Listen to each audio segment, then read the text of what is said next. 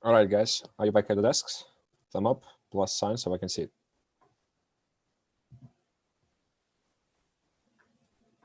Okay, thank you. So let's go on then. So basically, again, it's just like a very first introduction to this topic. And again, we won't dive too deep within this course, but if you're interested in extra links or extra materials or the ways you can apply for your business, just let me know, because again, it is kind of like a very advanced and very complex projects. So I can share materials with you, but for the part of our course, we won't be unfortunately able to work a lot on the modeling because it might take like 2 or 3 months worth of just ongoing work to prepare it. But I will explain the methodology and the key considerations and some examples, of course, but not on the massive scale. So we already discussed the different attribution models available in Google Analytics, for example. But those models, in fact, are not particularly robust. So saying that using these models will help you a lot, it's not necessarily useful to decide how much money you need to invest in the particular in particular type of the touch point or a touch point, because it will just tell you the value. So there are more work required to be done. So how we can improve it better, or how we choose which model we want to work with? First of all, we need to understand and to try different models to see whether their performance align with our goals or with our priorities. For example, we don't have budgets to work with this touch point, but we are seeing that the return on this touch point is being stable for quite a while. So we probably want to leave this conversion path as it is. Conversion path. So basically going and understanding which optimizations can be made, for example, for this conversion path, rather than working with this conversion path, and yada, yada, yada. So just to give you like a sense of ideas. Saman, so you comment, okay, I will look through my materials and share with you guys later today. So, and of course, why we need to use these models, again, adjusting our spend and adjusting our investments. But is there any ways to do things better? Of course. Well, if you have access to data-driven model, everything will be done pretty much automatically without your interference. So you will get all data with the accurate contributions in a real time. Is it possible? Yes. Is it expensive? Yes. Does it worth it? Well, because first of all, on the type of your business, and secondly, the accuracy of the model overall, because you may be getting the conversions in sense of the way you define conversions. So for example, lead form submission also can be a conversion, but the question is, lead form submission, like contact us form submission, doesn't grant you money. So data-driven model, it's probably something that would be very useful for sales, for retail or for online or e-commerce businesses, because you can define that the conversion you're interested in optimizing or optimizations would be relevant only for those checkouts, but not for example, for the software as a software business. If your business model is all based on face-to-face interaction with the customer, and the customer has no ability to create account by himself, they pay everything by himself and get the access automatically. So let's speak about the realistic things then. So just example of how the data-driven model works. So you get the values broken down by overall the touch points and everything else here. But it opens a discussion for a larger topic. So Kenneth, back to your question about online data and how we can analyze and collect the data. So there are two main ways of analyzing and assessing how much investment we require for meeting the particular goal. So type number one, it would be marketing mix modeling. Another one, multi-touch attribution or data-driven attribution. So data-driven attribution comes, I believe, in next 6 or 7 slides, but for now we'll be talking about marketing mix modeling. So marketing mix modeling, overall, it's, first of all, it's offline. You don't really need to have a lot of digital data or to work with digital data only. So marketing mix modeling is well established. So it's some sort of like the guidance for you to decide how you want to allocate your funds in order to gain a certain returns. So essentially, it is just a mix of different models which can be deployed for assessing those investments on a statistical scale, response curves, decay rate, and halo effect. So if we're talking about like the data aggregation and what kind of data can be used, well, you need to consider two main things. First of all, the granularity of your data, either it's daily, weekly, monthly, and quarterly, and how much data or how many variables you need to pick, because again, it's all models. So back to your question, information. Well, I recommend you first start with the most granular data as you can, so broken down at the date level. And then the data you may want to start with would be impressions, clicks if it's for online. If it's offline, then number of calls or whatever interactions you were having, as well as all spend or investment data down to date. And then, because conversions probably won't be well defined, you won't be able to attribute the conversions for the particular type of the data. So you will get something like, 1 second, just to give you like a sense. For example, metrics such similar to this, day 3. And then you will have spent Facebook, then return or conversions, Facebook. But then it also would be the matter of, one moment, the matter of including radio,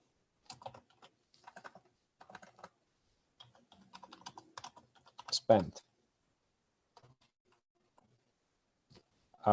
any other investments. And then you may have something like non-attributed conversions or conversions overall. So then you will have certain values for each of these columns broken down by field. And then over the time, if you have 2 or 3 years worth of data, this analysis will be able to, or at least provide you a very good assessment on how important radio spend is for your conversion volumes or for your business. Provided information on all possible combination of Facebook, radio, and for example, ads in Spotify. Then you can tie that data to your personas, to your segments, and to see where the actual persona exists in terms of your possible reach. So which channels has to be used, and as well as what kind of messaging you probably would be interested based on finding from the segmentation, so you can optimize campaigns in the future. Does it all kind of come in together, guys?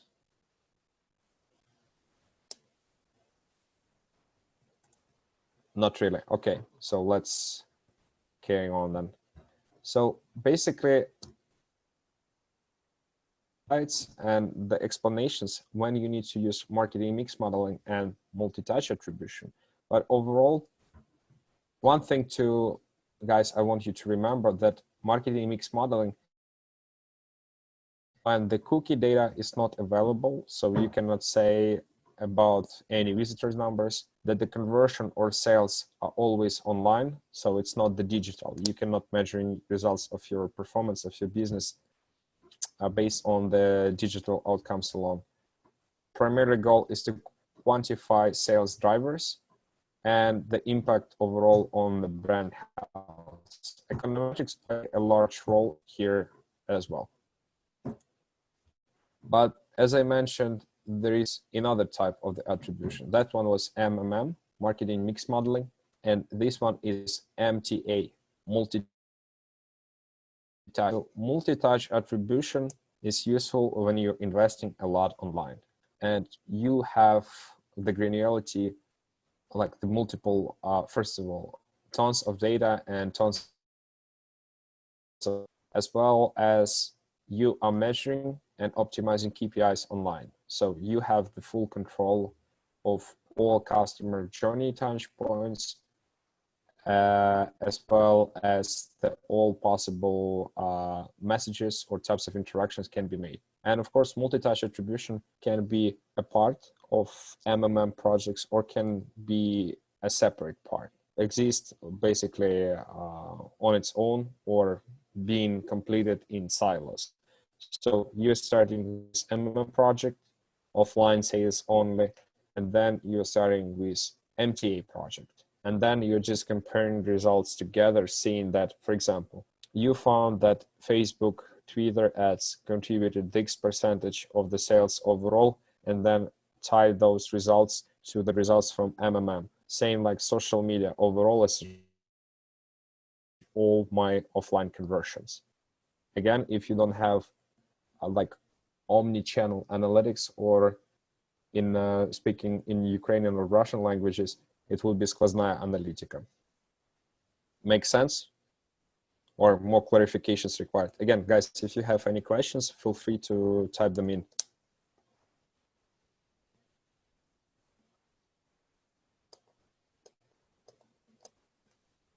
So far, so good?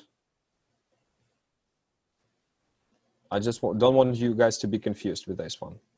So if something not clear or something not doesn't make any sense, you know, so I can explain better.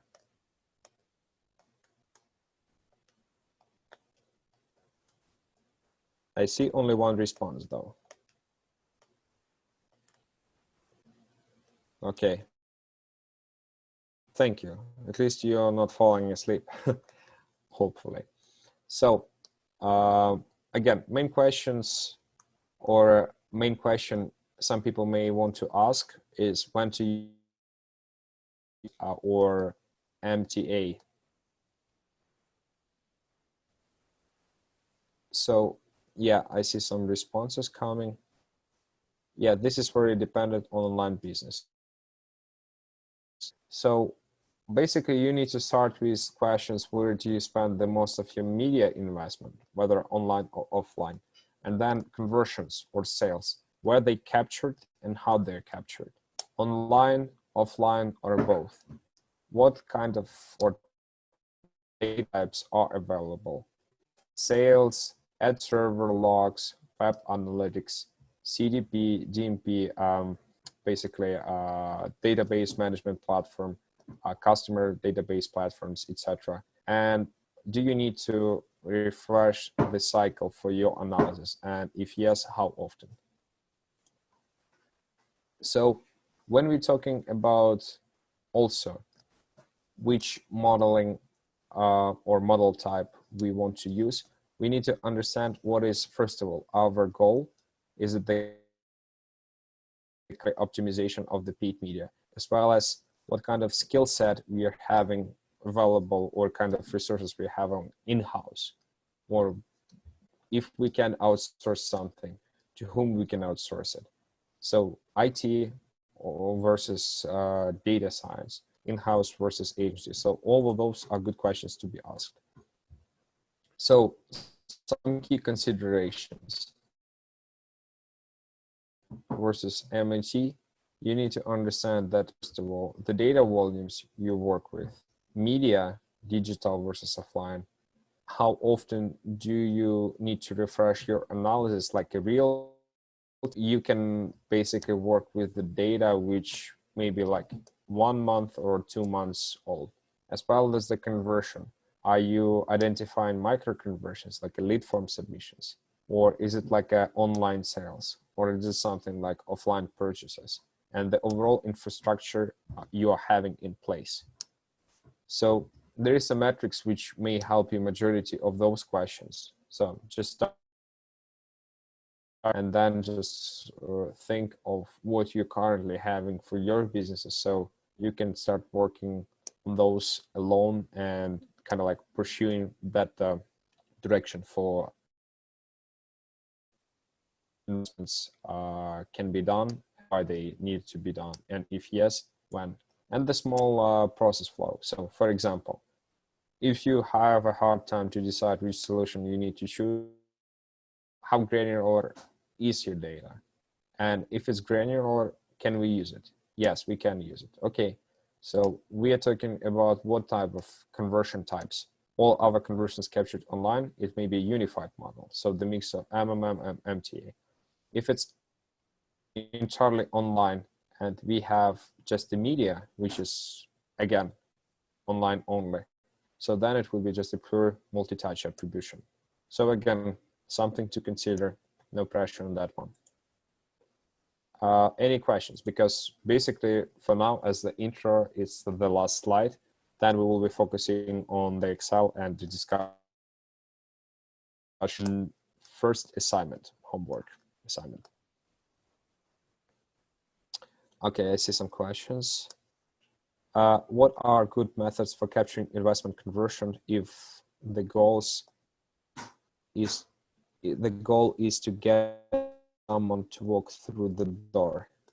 So are we talking about offline conversions here, from my understanding, or the conversions which cannot be attributed to the direct results, correct? Okay, sweet. So this would be the part of unified model, because walking traffic can be created by media, online media, but overall, if you're capturing all the conversions from, if you cannot attribute all your conversions to the online efforts, that means that you will need to run some,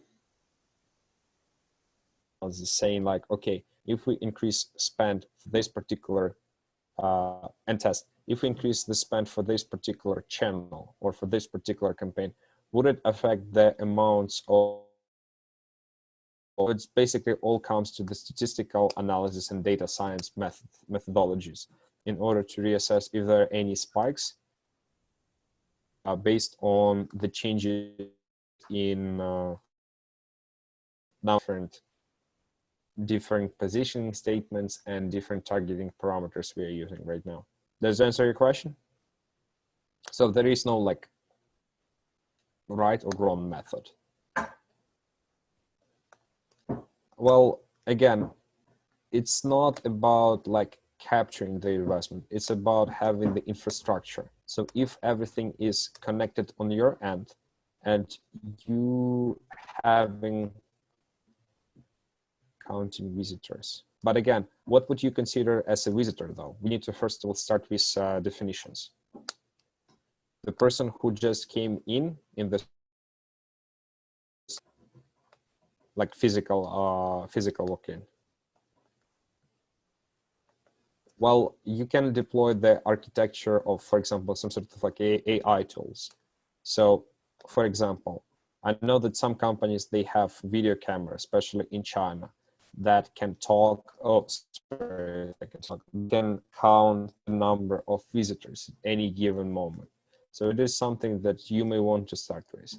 Another point is basically some sort of like a gating approach or the app approach or the loyalty cards, because one of the purposes of using loyalty cards or any sort of like a promo code campaigns or promo code cards is to understand how many people shop at the given point of time at the particular place.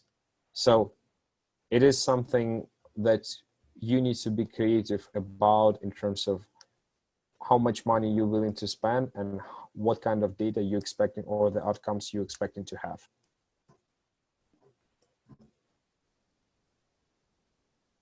Any other questions?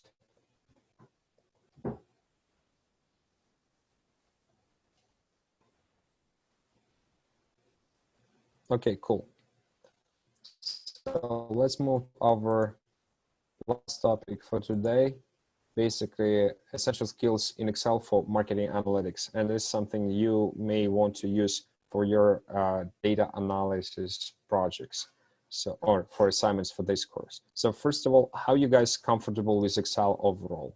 Do you work with Excel on, I don't know, like daily basis? Just type in your response so I can see, and just to make sure that I'm not showing you something really repetitive because you already know this. Okay, daily.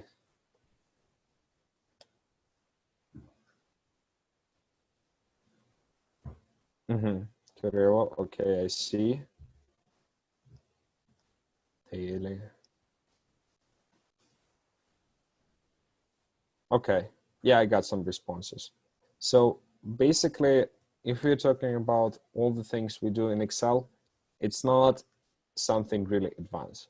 So the only one thing you know about using Excel for data or for marketing analytics processes, first of all, the way on how you can build statistical formulas or to organize everything to the statistical analysis, similarly to the template I show you for the segmentation, because that segmentation, it's a combination of all formulas and macros or scripts created to run macros. So those ones, it is something that unfortunately beyond of our scope for the program, want to explore on your own. But for the sake of kind of like useful tricks, tips, and heads ups, there is like the list of formulas and some sort of like a formatting options. I'm just gonna go and show you quickly. So just to make sure that you know this, because it may be crucial for our assignments. And basically it will be, because of our assignments, it will be either based on something else.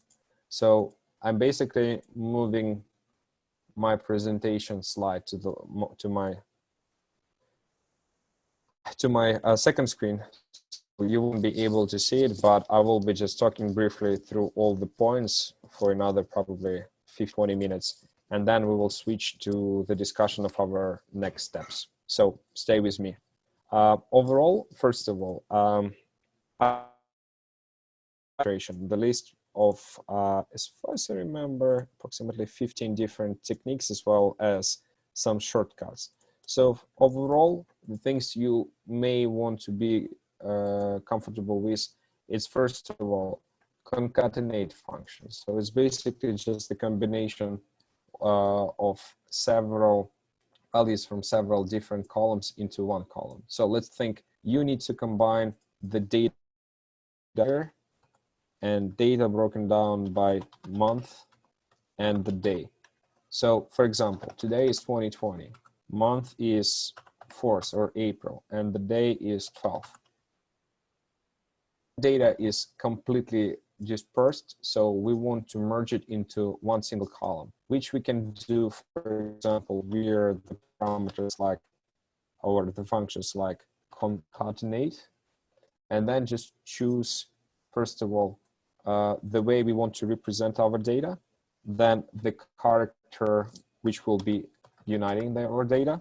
So in this case, it would be backward slash, and then month, same thing, and the year.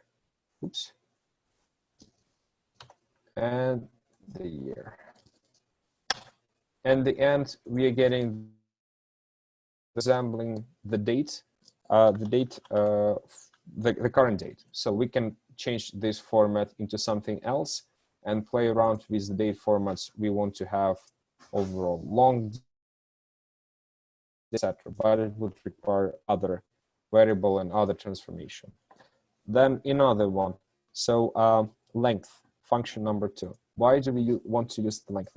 So some of parameters or functions in Excel or overall our queries are limited to the certain amount of characters. Or if we want to compare whether our data is accurate, so for example, about values for, let's say, the list of values for the segment 1. So we are assuming that might be some sort of like issues with missing values or some values may be missing due to formatting issues or anything else. So we can use just the length parameter or length function to assess if there are anything missing on that front. Oops, choose the range. And basically we'll just drag it and to see how many characters being used. So here, for example, what may make us wonder why here we're having 3 characters and here we're having 4. It's most likely to be something relevant with the formatting. Because you see, so here we have just the actual number of 4.6, but according to the formatting, it automatically adds 0 because we are interested in displaying 2 numbers decimal point. So something to think of. Then find and replace. Find and replace, it's commonly a very popular function because most of the time, especially when you're analyzing raw data from Google Analytics, Adobe Analytics, Google Ads, or any other platforms, you will be dealing with a significant amount of data which may be not well structured as well as not correctly labeled. So for example, if you're having like a product placements or the campaign name, let's say the accurate campaign name would be, for example, ecom 2020, but someone, for example, missed 1M and put it 2020. So when you're pivoting the results for this campaign wouldn't automatically flow into this campaign. So you can use find and replace function. The easiest way to activate Control F combination of the buttons, and then just go to the ecom 2020 and replace it with ecom, the accurate value 2020. So you can select the range or you can work with one value at the time, doesn't matter. What really matters, what is your end goal. So then it will replace and you will get the accurate results, which will be matching. Then some other formulas. And jumping a bit ahead, you also can use the if statements or logic functions to compare the results. Saying something if, for example, the value here equals to value here, return true, if not, false. And then if the values are accurate and exactly resembling the same item, then it will return true. At the same time, 2 values here, which we just created, are duplicates. So they're exactly resembling the same value. But for example, we're interested in understanding the number of unique values within this column. So for example, ecom 2020 is probably the most widely used value in this column, but we have another value, let's call it red flag 2018. And if we want to isolate or to remove all our duplicates, we simply go to the data tab here and click on remove duplicates column. Then we decide how many columns we want to use, as well as if there are any headers in our selected data. So those headers won't be also removed or affected. So yeah, we have one header, campaign name. We select it, click on OK, and it removes and basically isolates all our data to unique values. One thing though, once you do this, you won't be able to return to the previous list of values. So what's better to do is to filter values rather than remove them. It's only if it's necessary. Otherwise, please use the filtering options. Filtering options are really easy. So for example, if we have several different values, let me just basically, oh, Jesus.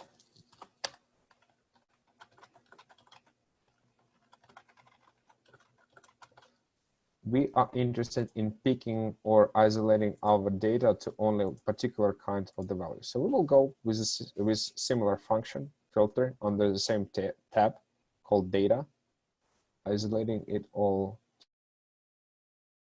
to our tab, and then deciding which option we want to maintain. So either we want to select all or to remove blanks or the cells with no values, or we just want to isolate all our data to the red flag 2019. So here we go. But just remember that this change or this filtering option will affect all our data across our worksheet.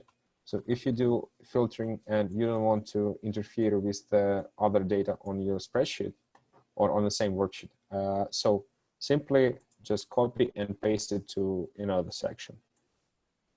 One of the most probably underlooked values, it would be, or functions, it would be index match function, or so another function or the variation of this function, lookup values. How many of you guys are comfortable doing lookups? Just curious. Put plus sign or just respond somehow so I can see that you guys use it on a frequent basis.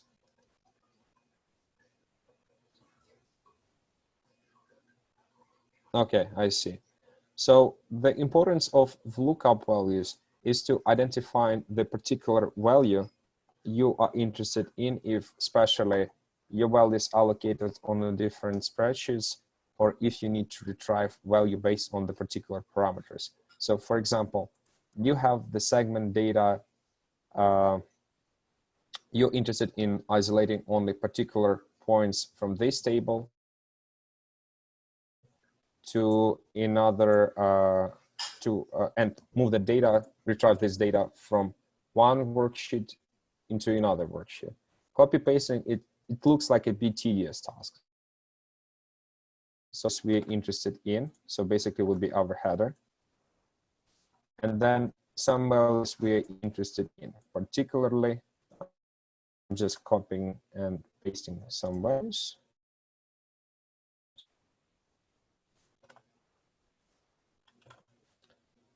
So for example, we are interested in keeping only response variables like this would replace digital camera, transfer were easier, and I value sharing photos on Facebook, etc.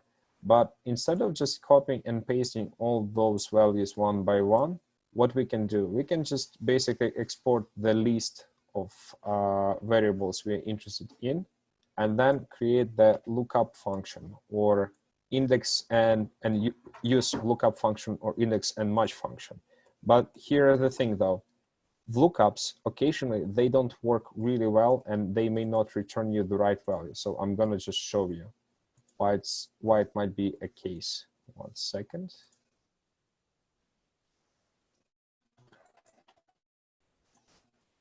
So for example, let's say that we're interested in value would replace digital camera if font transfers were easier for segment 1. So we will type and call lookup function. So the value we're interested in is this value.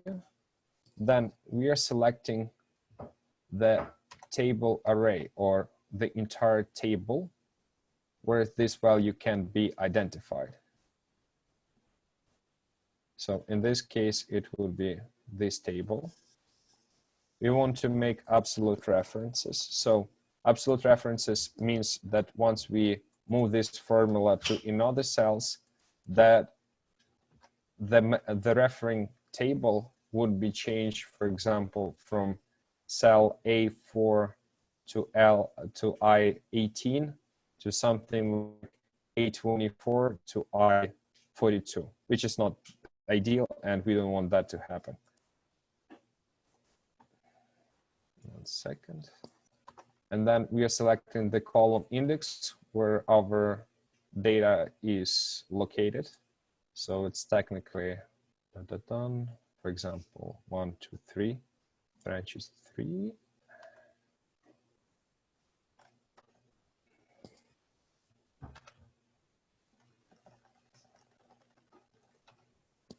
And the range lookup, it's always exact match. and I believe it will return the error or not identified. So the reason of this, it's a formatting limitation, which lookup wouldn't recognize. So that's normal. Occasionally lookup would work well, occasionally it wouldn't. So the better way of doing this, I'll just try using this formula, index range and match, because you will be able to return this data with relative ease comparing to the lookup, because this kind of formatting or data retrieval issue will be something ongoing, and it's all in ties to the limitations of the lookup function. So, okay, a few more tricks we can do, and then we can start talking about our upcoming assignment. So sorting data in ascending or descending order, and it's something that we really need to know how to do it, because it would be, again, a part of your assignment. So first of all, if you're interested, let's say that there are no color filters or anything else applied whatsoever, and we are interested in finding which, for example, which value or variable is being highly indexed for particular segment. Select all our data, go to the data pane, and then sort all our values either by the segment we're interested in or the variable. So for example, if we're interested in the highest value per segment, and if the segment number is segment 2, we are choosing the segment 2, sorting on based on values, and we are choosing the order, either ascending or descending, from the smallest to largest, or from the largest to the smallest. So if we're interested in the largest numbers being reflected first, we are choosing order largest to smallest, and then we are sorting out. So you see, automatically, we will see that probably the highest value we are having for the segment 2 is the monthly fee, which is probably the most common thing for all of our segments. Then we can basically do next thing. Exclude certain options, and then run the sorting again. Just again, something to think of. And probably the favorite part of any sort of analysis, it's a summaries, or it is a pivot table functionality.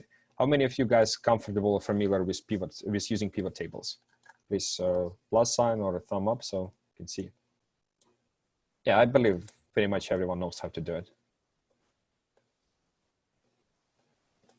Okay, sweet. So that means that you guys know it. Well, just for demonstration, I will just show you once and that's it. So for example, if we're interested in something like the average value for all across all our 6 segments for, let's say, particular variable, we will use just a pivot segment. That is sometimes not really essential for us to create some formulas or calculations. So we will just pivot them using the new worksheet, or we can put it here on the existing sheet, whatever you guys are comfortable with. And then we will go and to create the pivot table on a separate worksheet. So then we need to choose the variables we want to work with. So for example, by default, you're selecting all variables, but if you want to filter some, just simply drag and drop the variables from the row selection into the filters. So you can select it here, and then you will need to specify which filters you want to use. So for example, we are interested, let's say, in the average values for, let's say, monthly fee, and for example, how important is having photos for some people saved on the desktop across all 6 segments. So we basically just isolate all other variables to those 3, dragging them back to the row section, and then we are just bringing the results, for example, for the segment 2, 3, 4, or 5. So in other words, we can just select all of them and basically move them outside of the rows. so we can get the results. If we're talking about like the average values, not a problem. Field setting or the formula to averages and to specify to all of them, which makes our task very easy. And if we're interested just in sums for like particular segment, so we will slightly change our task by using or following the task in the next way. 1 second, just removing all of them.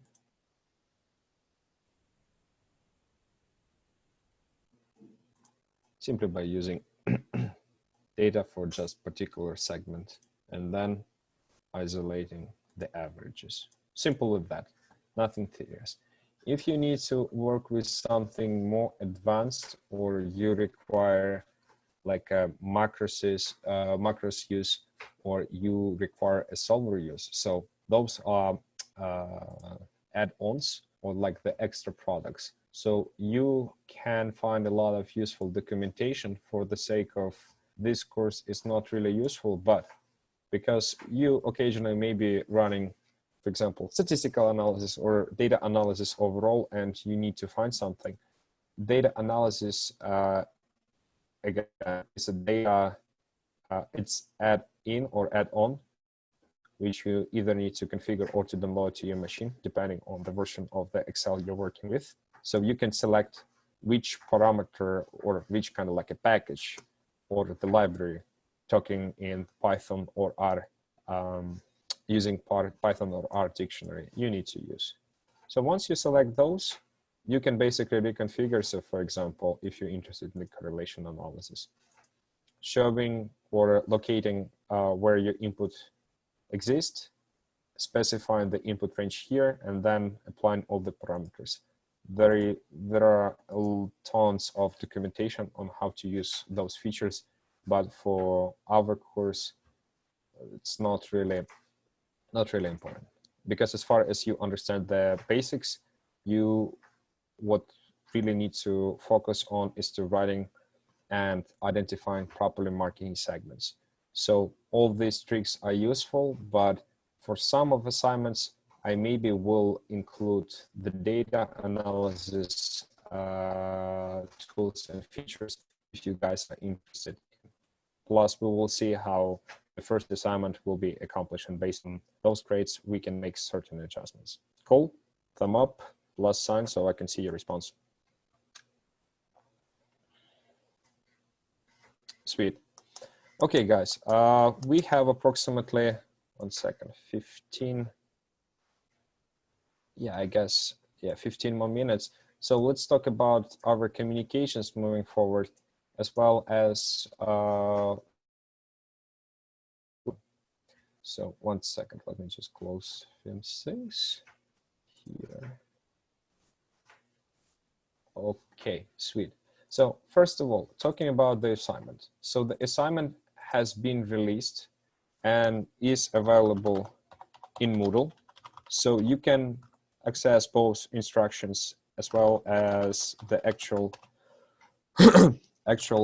documents and data for the assignment. So where you can locate those. All tasks, oops, sorry, not that one.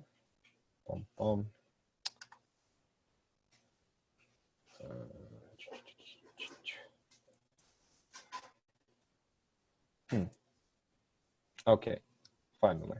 So the actual assignment that I'm talking about, the section to submitting your assignment, is available here, right under the announcement. So under big marketing and retail analytics IC logo. But the actual documentation and everything assignment call assignments. So first of all, for this assignment, TILA segmentation analytics, the actual deadline is due to April 21st, 2020. So that means by April 23rd, talking about accurate timing, you need to submit that assignment by 23:59 p.m. on Thursday, April 23rd. Is that clear? So we won't have any issues with submissions that are long overdue. Hope so. Thank you. So you have 11 days and 5 hours for now. As I mentioned, you shouldn't spend more than 2 hours on that assignment. Let me just open it to show you what this assignment is all about, so you won't have any possible confusion, as well as to answer some of your questions. So first of all, start with the instructions. Everything is written here.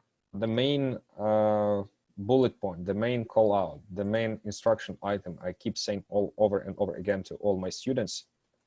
One second, having issues with accessing file.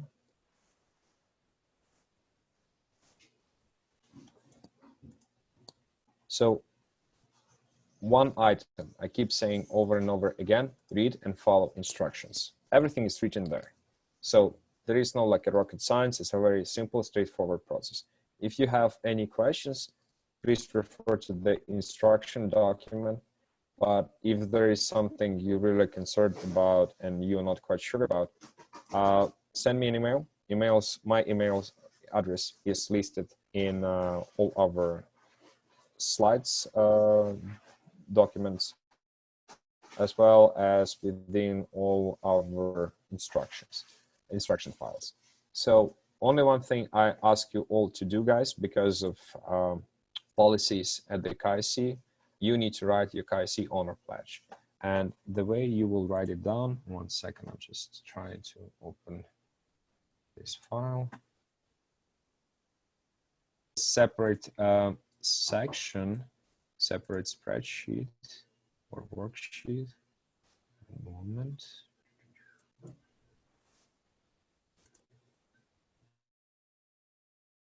That particular reason. So because of the format of our education, that is online education, you should have, again, my version may be slightly different from yours, but you should have it. If not, just create the KC Honor Pledge tab here and include the picture of the, I don't know, you can use like the piece of paper, the sticker note, and write on it something like, on my honor as the KIC student, I will neither give nor receive any authorized help on this assignment. So once you take the picture, please insert it on a separate tab. If it's not available in Moodle, so please create the tab. If it is available, it will be called KIC Honor Pledge. Is it clear? Thumb up. So I just want to make sure that you guys heard about it and we would have no issues about that. Sweet, thank you so much. Because again, it's something we are promoting and we are highly appreciate when all the students work and value our work as well as their own work without copying, pasting, or mimicking someone's responses. So that's why we can see that you are progressing and you're learning something useful. Thank you. Overall, for this particular assignment, you don't need to cite anything unless you want to include something else in order to impress me or for someone else. If you want, feel free to do it. Otherwise, not required. So late assignments are not accepted. Agree on that. I'll be clear on that, and you have enough time, and you've heard about that. Okay, I hope so. So no late submissions. Again, 2 hours of your time from now. Shouldn't be very easy, straightforward. Then in terms of consistent naming of your document, save it as the most recent Microsoft Excel file in XLSX format. Use the naming as provided here. So in my case, if I were you, I would write something like 2020 space 04 space 23 space Tkachenko space Eugene, TIVA segmentation analytics. And also, just in case, just to make sure that there are no issues with your submissions, etc. Also, please email the copy of your spreadsheet to my mailbox, saying something like first name dot last name assignment number 1. That's it. I will basically get back to you in terms of everything else relatively fast once we done with our lectures. Yeah, so the deadline for your submission would be Thursday 23rd. So expect the marks be released for this assignment either on 27th or 28th. I'm very fast in terms of grading. Cool. No issues, no questions. So, okay, that was, thank you for mentioning that, Victor, because I was about to mention that part as well. So, okay, if no issues, so about personas and the customer journey. So where to find wording about honor of the KIC students? Okay, so let me first of all start with all the questions in the chronological order. So first of all, Victor, what was the yesterday personas and the customer journey? If you're talking about the feedback, I will send within next day or two, so you will receive them. For those of you who haven't sent those to me, please send them, because I need to use them as the evidence of your participation, as well, knowing that you were learning and practicing at the time.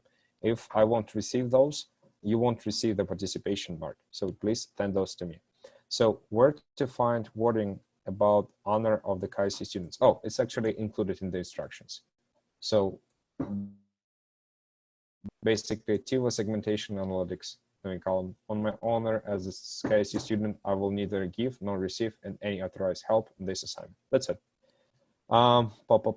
What about other two assignments to be done after 26? Yes. So the requirements, instructions, and everything else will be released later. So it will be all released on, 1 second, around Saturday 25th, once we cover our initial parts for other topics, as well as order for you guys to tackle to be presented to you, sorry. And those lectures haven't been organized and happened yet. So stay tuned for those requirements, as well as for materials. Oh, it's not working for now. So, but basically I mentioned everything here, that formal instructions and expectations will be released on April 26, 2020 for both assignment number 2 and number 3.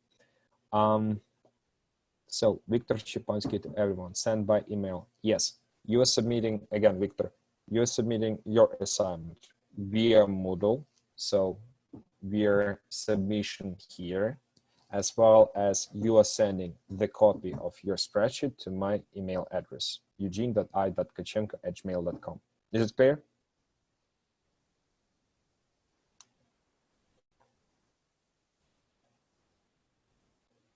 Cool.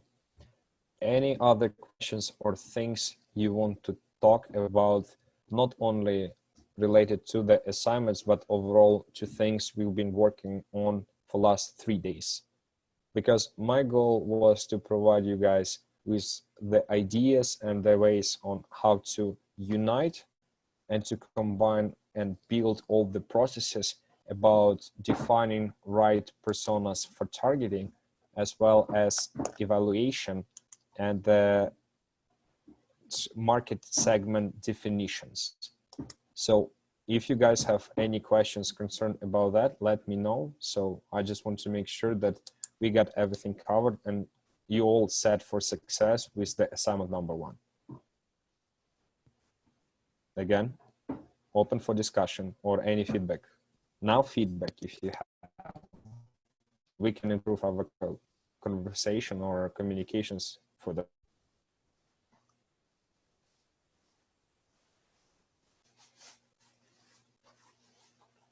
Come on, guys. It makes me think that I did a really fantastic job and you have nothing to say.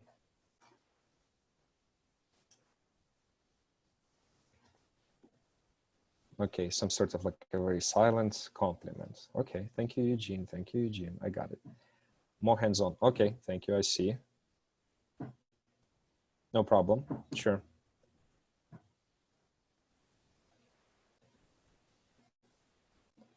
Okay. Sweet. Okay. Let's focus on online. Okay, that would be the part, Kenneth, of the retail analytics that will imply to the online. Okay, got it. Everyone else?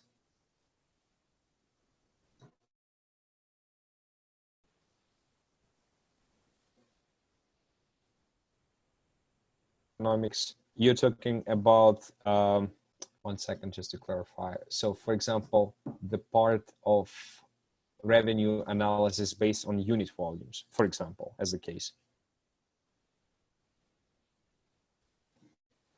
Yeah, it's basically our assignment 2 and assignment 3 partially. Assignment 2 would be digital analytics based on not the unit volumes but conversions. And assignment 3, it would be retail analytics. Kenneth, back to your question, offline, completely offline case.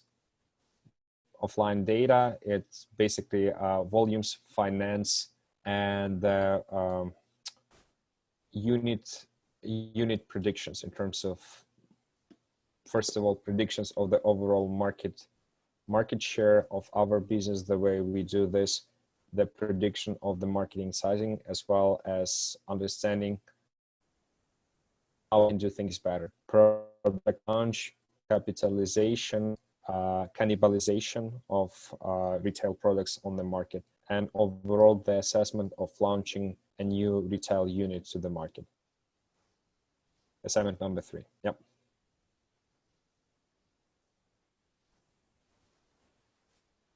Cool. Okay. So again, guys, in terms of hands-on experience, these 3 days were the lightest. Then I just don't want us to start working in Excel all the time, because at the sense we will lose our, first of all, communications, and secondly, primarily source of truth. But we will have that.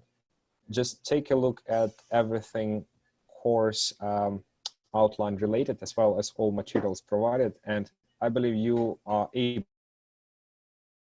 to both assignment 2 and assignment 3, and all the cases in between for in-class participation and in-class grading. So don't worry, let's assure that is coming.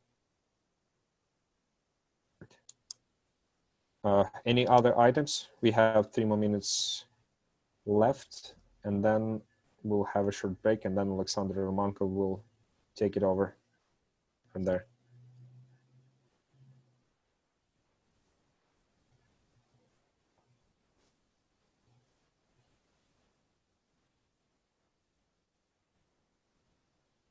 Okay, just my question,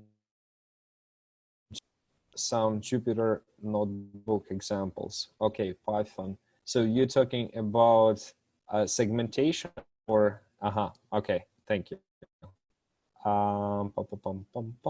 Let MDT. So for now, guys, MDT, no, but please, if you're interested about analyzing coronavirus impacts on the world economy and Ukrainian economy, I believe the time would be, 1 second, 7:30 p.m. So feel free. Yeah, thank you, Alexander. So you can guys reconnect afterwards. Saman, I can look it up and send it or share that with you under announcement section, so you guys will be able to check it out. Yeah, no problem.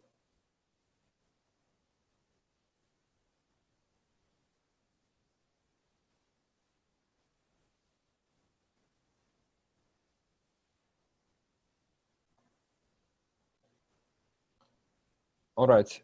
Yeah. So Kenneth, you also will and I will share that as an announcement for everyone. So if you guys are interested, you will be able to plug in and play with your data. Metrics, KPIs, it's all coming, but you're talking about metrics and KPIs for industry or overall for like for assessing the model fit and the overall model? I believe you're talking about the second one. Yeah, okay. If I found something, I will share with you, because like the script examples we have, there's not quite confident about the metrics because there are like many different materials available. Okay, guys, we are out of time. Alexander, you want to give them a 5-minute break, or you want to take it over? So yeah, let's do the following. Let's take a 5-minute break, and after that we'll have a half-an-hour discussion with MBAI students about how everything is going, any issues. And after that, for all of you who are interested, both from MBAI and MDT programs, we'll have at 7:30 p.m. Please feel free to rejoin us for the webinar about modeling the coronavirus. If you're interested. Again, I know it's a short notice, so it's of course optional as any seminar that we have after lecture. So, but if you're interested, come back to the same Zoom channel at 7:30 p.m. today, and we'll talk to MBAI students in 5 minutes. Thank you, and thank you again. That was a great course. Thank you. All right, guys. Happy Easter. Enjoy the break, and remember, no slacking. We got some work to do. So talk to you again in 2 weeks period. Bye now.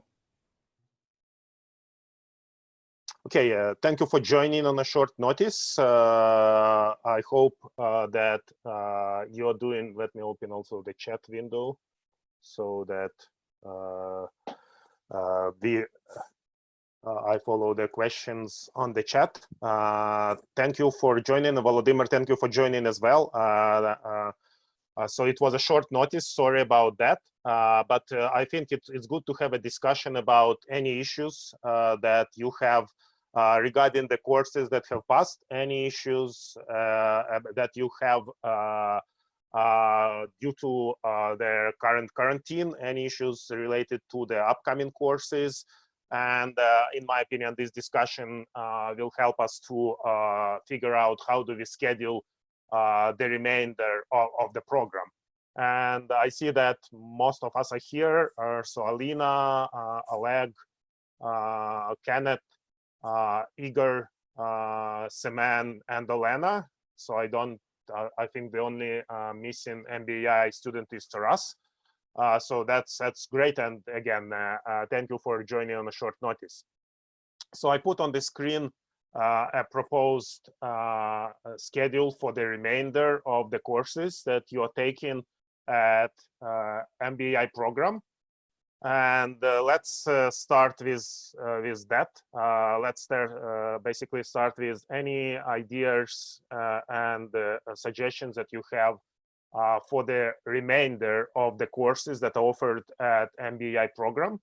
And of course, some courses overlapping with MDT program and MBA program. So take into account that everything has moved online. Scheduling, of course, is a challenge. And I perfectly understand that online format is not as easy as the offline format. So it requires more work, I would expect, on your side and more work on the course instructor side. Yeah, with the course of Yevgen Tkachenko, everything is clear. So we will be the second part of the course in 2 weeks on the April 24th to 26th. So with this course, pretty much everything is already settled.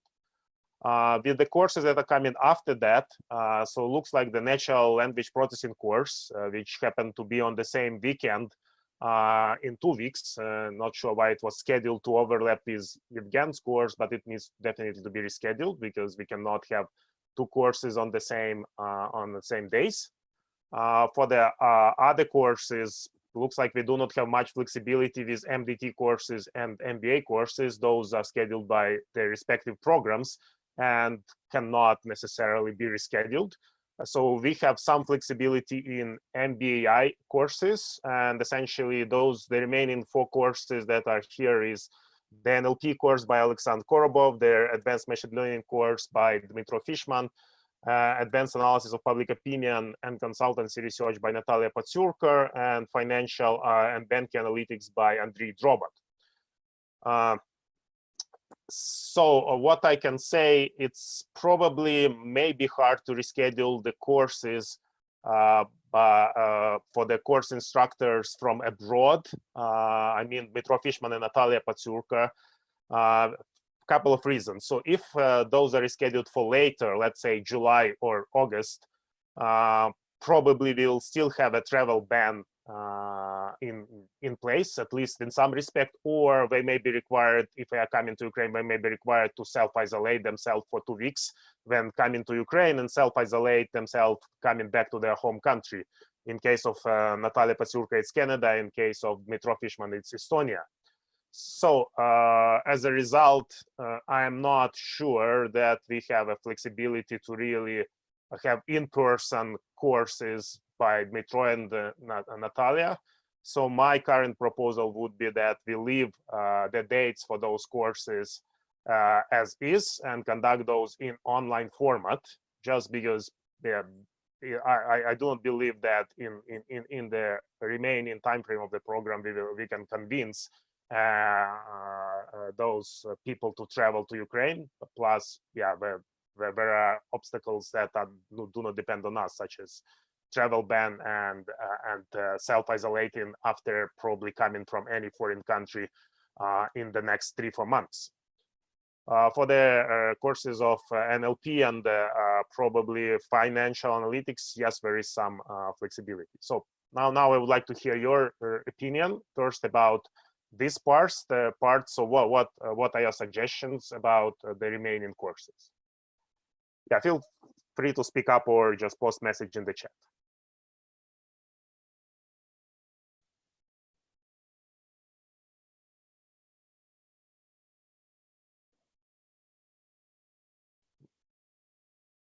So no suggestions so far. Let me start picking. So Semen, any suggestions or concerns that you have about the remaining courses? Yeah, hello everybody, Simon speaking. Yeah, we were discussing already this topic with the KSC last week. So the my personal opinion, my personal impression is that online is not equal to offline at all. So online course is much less useful, or we can take in any other word, as compared to offline format. That is why, if there is any chance to have any course offline, I would prefer to have it offline, even if in 3 months or 6 months from now. Okay, so for 6 months, I'm not sure. The thing is that KSC board decided to shut down MBAI program starting from next year. So it looks like you are the last cohort of the program. So as a result, I am not sure that scheduling courses in September or October is possible. So probably the only flexibility we have is the summer. So July or August, if it works for you. So after that, yeah, having the courses that are outside of the program which is shut down is gonna to be, in my opinion, impossible. So yeah, if there is a chance that in 3 months this course will be offline, I would prefer to wait 3 months. Okay, any other opinion? Everybody is on the same page. I would agree with that. Yeah, hi. Yeah. I would agree. I'm willing to wait as long as possible to have it offline. Okay, so and that's the same for everyone. Yeah. Yep. For example, if for NLP, yeah, so if, we have internal lecturer, yeah, and we can wait a couple months to make it offline, I would use this possibility as well. Yeah, for NLP, I would agree, because it's overlapping with Yevgen's course in 2 weeks in any case, so it needs to be rescheduled. And if Alexander Korobov would agree, I don't see any reason why not to postpone it till July or August and see how the situation evolves. The same as I said for the course of Andrei Drobat. So if Andrei, it's still in June, so maybe it's already going to be in the in-person format, so we'll see. But even if in June it's still not possible, yeah, if Andrei Drobat agrees, so there is no reason why not to reschedule it for July or August.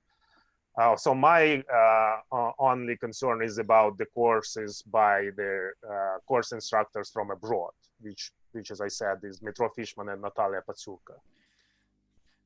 And this advanced machine learning and time series, because I'm a little bit lost, because at first it was communicated that some courses is not possible to execute, but this is not this course. No, so that was the course about optimization and simulation modeling simulation and graph network models. Yes, that one. Okay.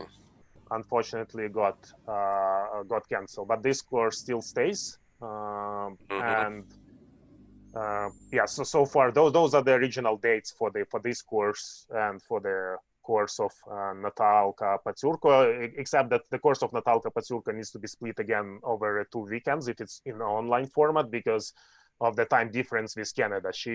Natalia is in Ottawa, Canada, and she works for Statistics Canada, so the same as for Evgen, because of the 7-hour time difference, there is no other choice. But if the course is in the online format, it needs to be over 2 weekends.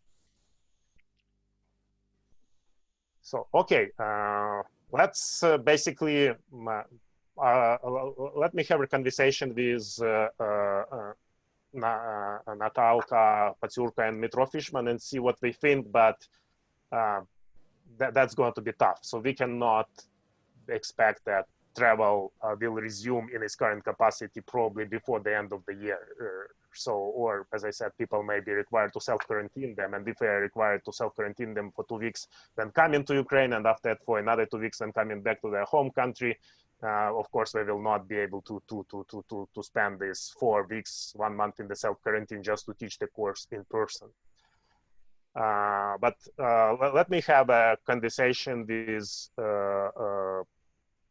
Dmitro and Natalka and see what they think. But at least for Natalka, I don't really see, because of the transatlantic travel is going to be tough, and I don't even think that it's going to be easy in September, October of this year. Plus, they may not want to travel due to the personal reasons, as it now maybe not, I would say, a bit dangerous due to the personal health and safety.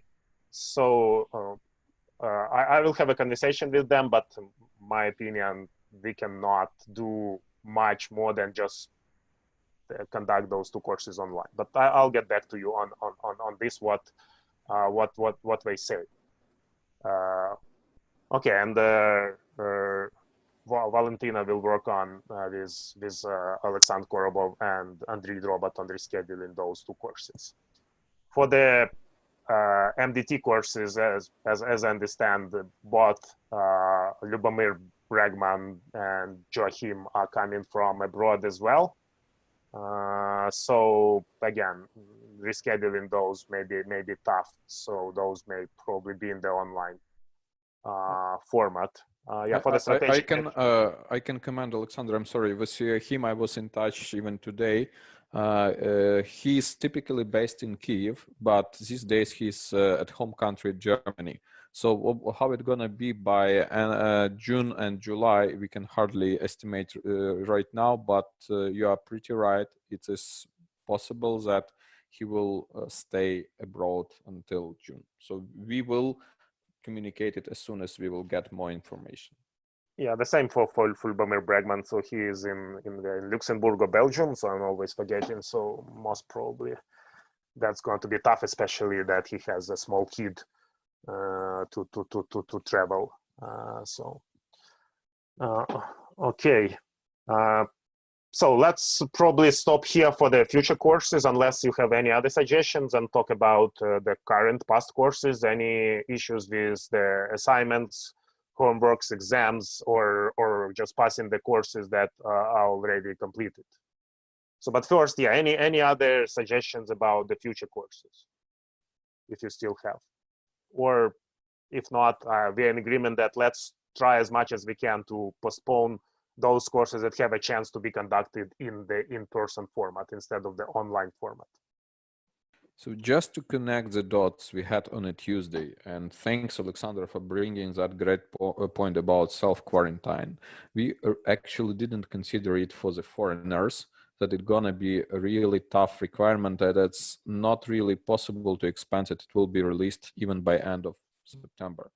So there is a bit of uncertainty. Probably there could be some space for delaying for 1 month or so, but it is hardly possible that we will have a much better situation mid-summer. No, I don't think that postponing by 1 month for the foreign lecture makes much of a difference. We would better we can become much more flexible in assignments and projects and the coursework, of course, so to make it much more flexible. But I would not think that, yeah, delaying any course with a foreign lecture by 1 or 2 months will not change anything, in my opinion. But we can be much more flexible by extending the deadlines for the assignments and then course projects, and if there are any exams for exams as well. That's my suggestion, both for the past courses and for the upcoming courses. Okay, so let's say any issues with the past courses in terms of their assignments. As I know, there is some difficulties with the course of Alexander Krakovetsky, with the big data course. And okay, so Kenneth, yeah, you are quite behind, but planning to complete all the work. Yeah, for my course, yeah, you all got the marks, but if you still want to improve, of course, you are welcome. And Kenneth, you have your mark, and if you want to improve, yeah, you can still do more. So I'm flexible, and we can do it anytime. I know that it's tough time, so we as a course instructors and program managers would be as accommodative as possible, because it's tough times, and I know that all of you have your basically have issues with the jobs that you have, with basically staying at home.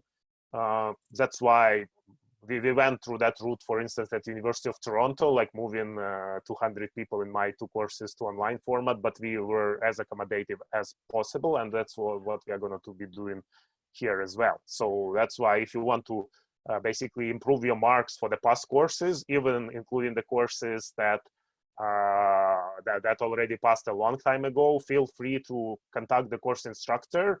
And if a course instructor is not as responsible as it's necessary in these hard times, feel free to get in touch with me, Vladimir, or Valentina, so that we can talk to the course instructor and figure out the best format for you to basically do additional coursework or to improve your marks on any of the past courses, including the courses that were done in the fall. That's what I mean, including the courses that you already have marks for. Course of Nika, Tamaya Flores, course of Tatiana Marinic, course of Maxima Brizan, and my course as well, that were before the New Year holidays. So, okay, yeah, for Kenneth, and feel free to also get in touch with me if you have, if you need to talk to other course instructors, but you are not sure, or you want me to facilitate that sort of conversations, as I said. And that's the same for everybody. So, so for the courses that were in the past, but you still have the remaining coursework, such as big data course by Alexander Krakovetsky, or the decision-making course by Dmitry Sochak. So any remaining issues that you still have, and that we can help you to facilitate, or to by passing these courses, or you're okay on your own? Semyon speaking. So I have only one debt. This is decision-making course. In fact, I'm trying to build this the project for this course based on real data from the company, and it is to some extent linked with the capstone. That is why there is delay, but in fact, it is not a problem. I believe. So till the end of the month, I think I will be in line with the schedule. Yeah, as I know, Roman Sochak is accommodative, so that's why, yeah. And if you really want to spend more time really making it a capstone project from the course project by extended, and if especially Roman agrees to be a supervisor of the capstone project, so of course, yeah, feel free to to take a longer time, because in that case it will just propagate into your capstone. So it makes perfect sense to me, at least. Thank you. Thank you, Sven. Anybody else who would like to share any sort of suggestions about the past courses? This colleague. Yeah, hi, Oleg. Speaking, so I have at the moment 3 depths, yeah. So I already communicated with Valentina, yeah. So some new dates to let's say to make it happen in the April, yeah. For currently I'm working, I'm in progress with Alexander Krakovetsky course. Yeah, so let's say I have some minimum, yeah, what I let's say want to make. I want to share when it's done with him, and then to get from his feedback if it's enough or not enough.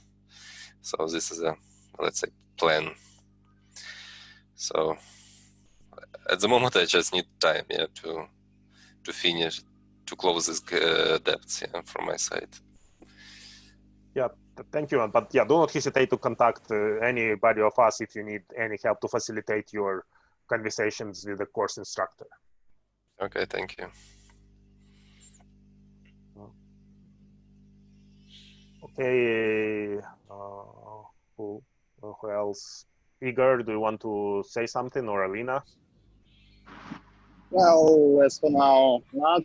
We had a conversation with Vladimir, and actually, we all know our problems with courses. I mean, personal deadlines and others, and actually, we all aware about this coronavirus situation. And so I got no, actually, I don't know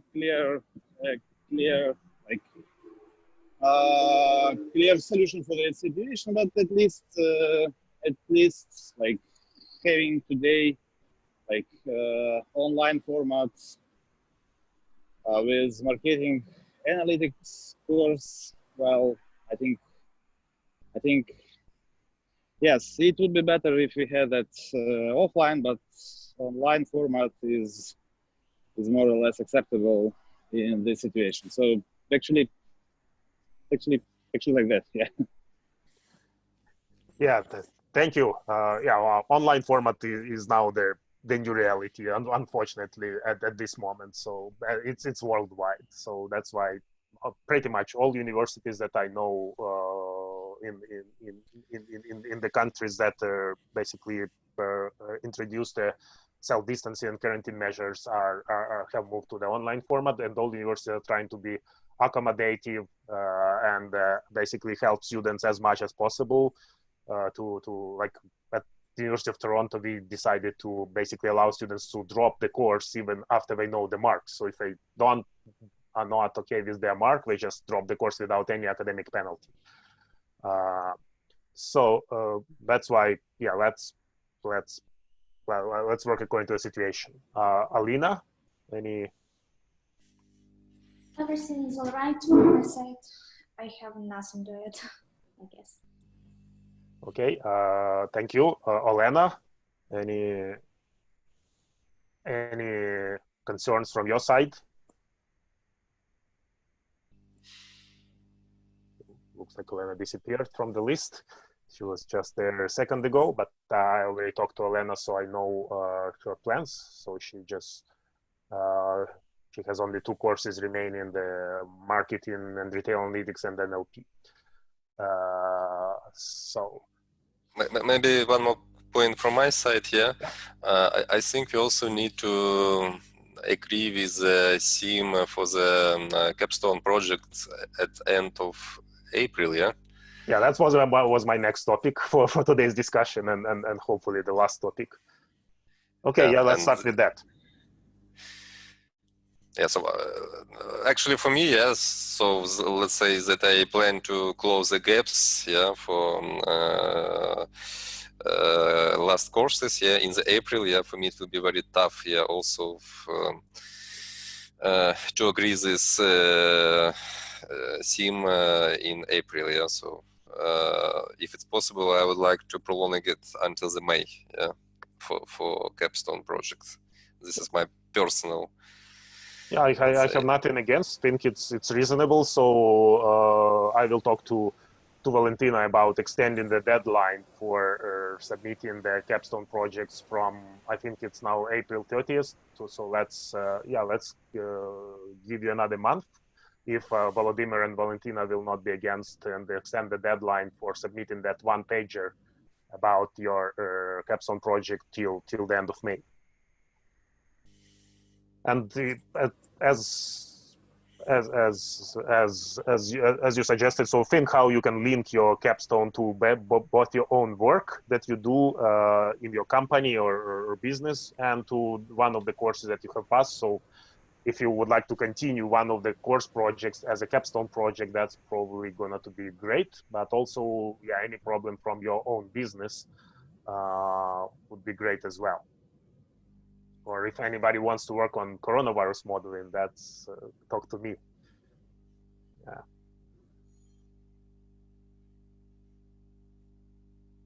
Okay, so let's make that decision about the capstone. Let's make it more flexible. Anybody from you who has already decided who can be their supervisors for the capstone project?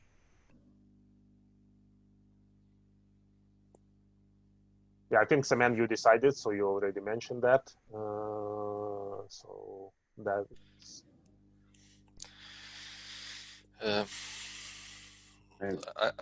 I'm thinking, for example, personally, me for let's say this anomaly detection, some kind of predictive maintenance, yeah, and seems like Alexander Korobov, let's say, has experience in this. So, but I didn't, let's say, talk to him yet. So this is just some preliminary thinking from my side. Yeah, makes sense. Alexander is a great supervisor, so he's also supervising the capstone project of Elena. So hopefully, I hope that he would agree to take more than one student to supervise for the capstone. But yeah, we'll talk to him as well. Yeah, my capstone was good. Was hoping for it to be computer vision for my business, but I'm in the situation that my business may not exist. I might not make it through this shutdown. So I have lots to consider, right?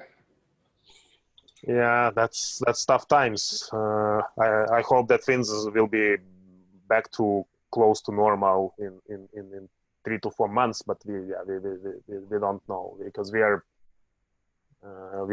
may have a second wave of the virus and stuff like that. But I hope that you can really get this package from the government of Canada to really continue when things are back to normal.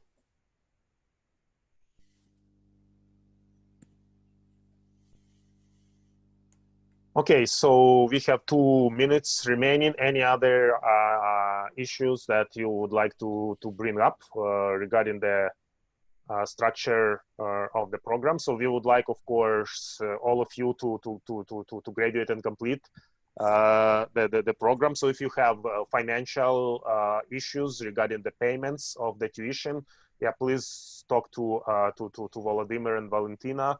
I think there may be some ways to restructure the payment schema and stuff like that for the tuition that can help you to go through these difficult times. As really that was something that was really unexpected, and now we are living in the new reality. So, for those of us who were considering doing the MBA part afterwards, is it possible to push that to another year to leave a gap? I think, Again, Kenneth, we will find some good solution. And the first MBA course we were considering for you in the agenda was strategic management. But again, we will continue this individual dialogue to find the tailored schedule for each of you, as I committed last week. So yes, I think the answer could be positive. It shouldn't be an issue here. Yeah, so for those of you who are taking the combined MBAI plus MBA program, the MBA courses are starting from October. So maybe by that time, things will be back to normal. But yeah, definitely, as Volodymyr said, yeah, it's always probably a possibility if the MBA program continues. So to take the MBA part of the program later, which will probably not be possible for the MBAI program, which is, at least according to the current decision, is discontinued. Yeah, like. I think one of the points that yes, we all in the, let's say, in the financial risk, yeah. So, and who knows, yeah, let's say if there will be resources also to continue this part. So hopefully everything is okay, yeah. But let's say, I think everybody also shall think about different scenarios, yeah. Exactly. Yeah, and yeah, as I said, don't hesitate to talk to us for any sort of issues that you may have. We are in the same boat. And we are very, very really happy that you are proactively approaching us for such discussions already. So it's already happening, and that's great. Thanks a lot for this open discussion we have. Yeah, thank you. So let's take another 4-minute break, and after that, if you are interested, so I will do a webinar on the coronavirus modeling using data analytics. Again, it's optional because it wasn't the short notice, but we decided this again. It's a good opportunity to share this, how we can use our knowledge that we got at the MBAI program or at MDT program to really model probably the hardest and the problem of these days, and how we can all incorporate that into our decision making. So let's reconvene in 3 minutes for those of you who are interested and who has time, and we'll have 1-hour webinar on the coronavirus modeling. And thank you, Evgen, for accommodating that after your course today. And yeah, thank you for everybody who joined right now. Stay safe and healthy, and do not hesitate to contact Volodymyr, Valentina, or me with any issues, even if it's not necessarily related, just have any sort of discussions. Yeah, so now let's take a 3-minute break and reconvene for the webinar if you're interested. So thank you and дякую. Stay safe. No problem. Thank you, guys. Okay, let's start. Sorry for the short notice. So we decided with Evgen that this topic is maybe interesting for you, and that's why it makes sense to do it this day and not to wait for 2 weeks until we may be either recovering from the coronavirus crisis or we may be deeper in the crisis. So that's why I'll probably just do a relatively short review of how we can use data analytics and modeling that we have learned at MBAI program or at partially at MDT program to really model coronavirus spread in these times, and how we can use that results of those modeling for making decisions at the level of the country, at the level of the municipality, or at the personal level to be prepared for the future. And hard times are not only risks, are also opportunities. So that's why, what are the opportunities for us in this time? So let's start with a simulation modeling of the coronavirus spread. Actually, it turns out that simulation modeling algorithms are used in many aspects of our life. The algorithm itself is called Monte Carlo simulations, and it's based on generating random numbers on a computer. And many practical problems are solved by the Monte Carlo simulations. What you see on the screen right now is modeling different shapes of the roads where what you do, you take the shape of the intersection and you generate random numbers for the number of cars, different types of vehicles that are coming to the intersection, and you can compute the flow, which is at the bottom, the flow of the cars that can pass through the intersection in the unit of time. All what you need to do for that is generate random numbers on the computer, and that's essentially the backbone of the Monte Carlo simulations algorithm. And we can use the same algorithm, not only model, for instance, road intersections or building new metro subway stations, or for marketing campaigns. We can use those actually for modeling the coronavirus spread.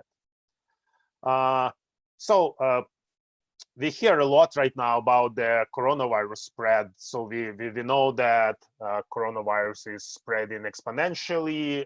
We heard about the questions how to flatten the curve. So that's what we are going to be talking about today.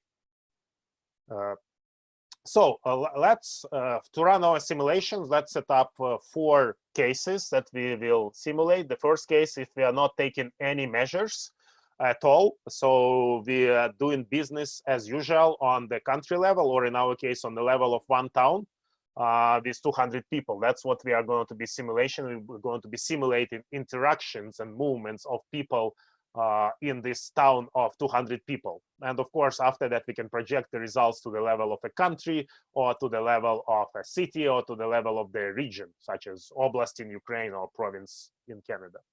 So second case that we'll be simulating is the forced quarantine, when you basically, the government officials are enforcing the quarantine in that particular country or region. Next, case number 3, social distancing measures are in place, but 25% of people are violating social distancing. And the fourth case is when only every 8th person violates social distance. So basically, the simulation setup is quite easy. People, we simulate how people move around the town in the 2-dimensional space. If a healthy person comes into a contact with a sick person, the healthy person becomes sick, and a recovered person can no longer transmit the disease and cannot become sick again. And we start with one person being sick initially. So after that, we look at these 3 groups of people: healthy people, sick people, and recovered people, and we basically see what happens. So here are the movements of the people that we simulate with Monte Carlo simulations across the town. And as we see, starting from one sick person, that sick person has pretty much infected everyone, and after that, everybody got healthy and recovered. So what we see at the top, the number of people that got sick at the same time, and that's what people call the spread of the coronavirus. So this is the curve that has exponential type of shape.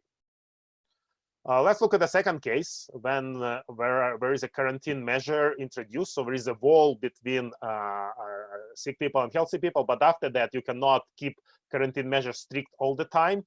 So you start relaxing the quarantine measures, so people start escaping the quarantine, like they break doors and windows at Borispol airport, or they escape from the hotels where they need to be quarantined. And of course, they start infecting the healthy people. What we see, the shape of the curve is not as peaked as before, but there is still a large number of people that gets infected. Case number 3, when we introduce social distancing and only 25% of people move around the town. Everybody else is keeping their social distance and stays responsible. So what we see at the top, yes, the shape of the curve get much more flat, and that's what we typically call flattening the curve. And let's now look at our use case number 4, when only every 8th person violates social distancing. What we see is, so this is really the case that we would like to see when only a small number of people get sick and the curve gets flattened quite fast. So what we really is able to show with this relatively simple Monte Carlo simulation study, that is pretty well reflected in real life. So what we see, so if we are not restricting any movements and not enforcing the social distancing, so when everybody is free to move, so there we get this high peak in the number of infected people. So when we do the quarantine, but we cannot, of course, keep it strict, we cannot isolate all the people. That's why we'll see this sort of situation. We can have multiple peaks in the number of cases. With moderate social distancing, situation gets better, and with extensive social distancing, that's what we would like really to achieve in our policies. So, and that's what really everybody probably has seen this sort of visualization by now. What is shown here is the number of either infected people or the number of people that really needs hospitalization, needs potentially to be in the ICU unit, needs a ventilator.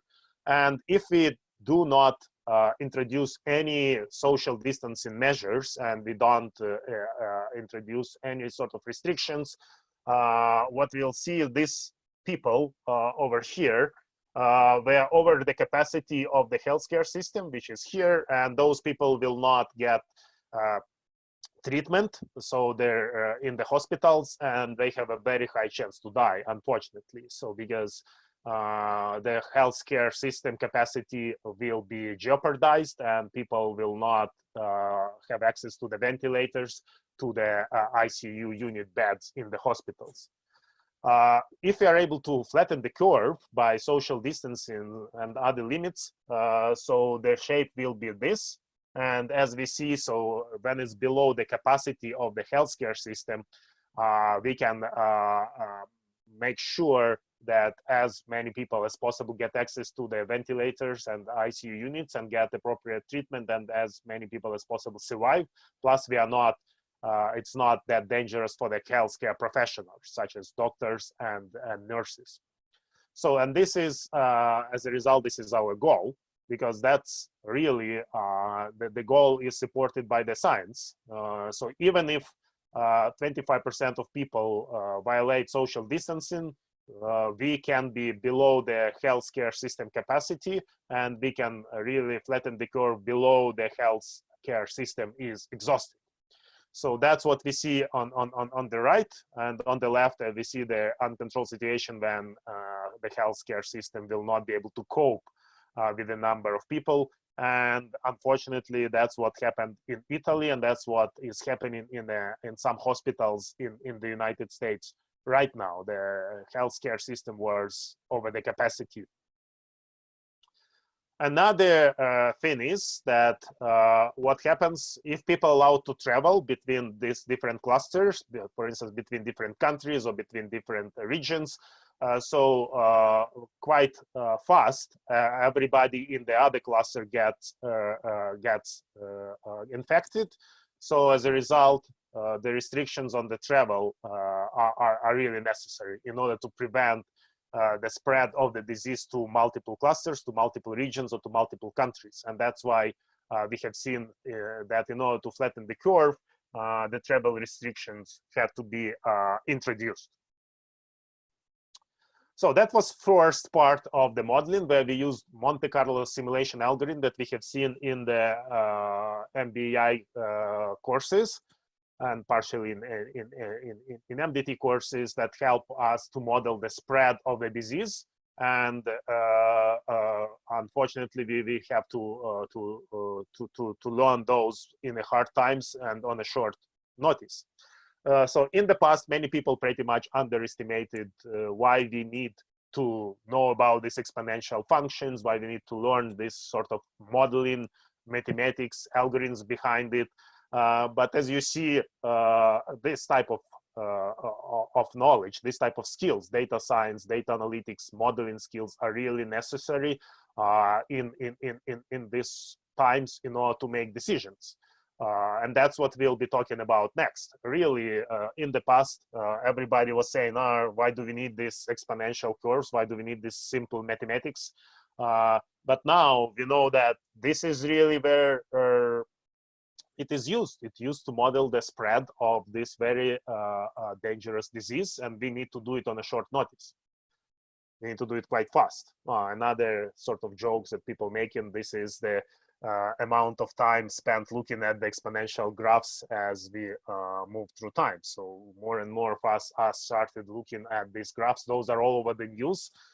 Those are in the newspapers, in Washington Post, New York Times, and all other media in the world. So they are started to think about it, that potentially this basic mathematics, basic skills combined with management skills are really necessary for us in actually everyday life. And as a result, professionals, data science professionals, are getting more and more valuable. So flattening of the curve really works. So here I have a tweet from one of the medical doctors in Italy, basically comparing two regions. The Lodi region that was on lockdown since February 23rd, and the Bergamo region that went on the lockdown only on March 8th. So 2 weeks difference. And what we have seen in Lodi, we were able to successfully flatten the curve. But in the Bergamo region, unfortunately, at the time of the tweet, the growth was still really exponential and was not slowing down. The flattening of the curve was not happening in that case.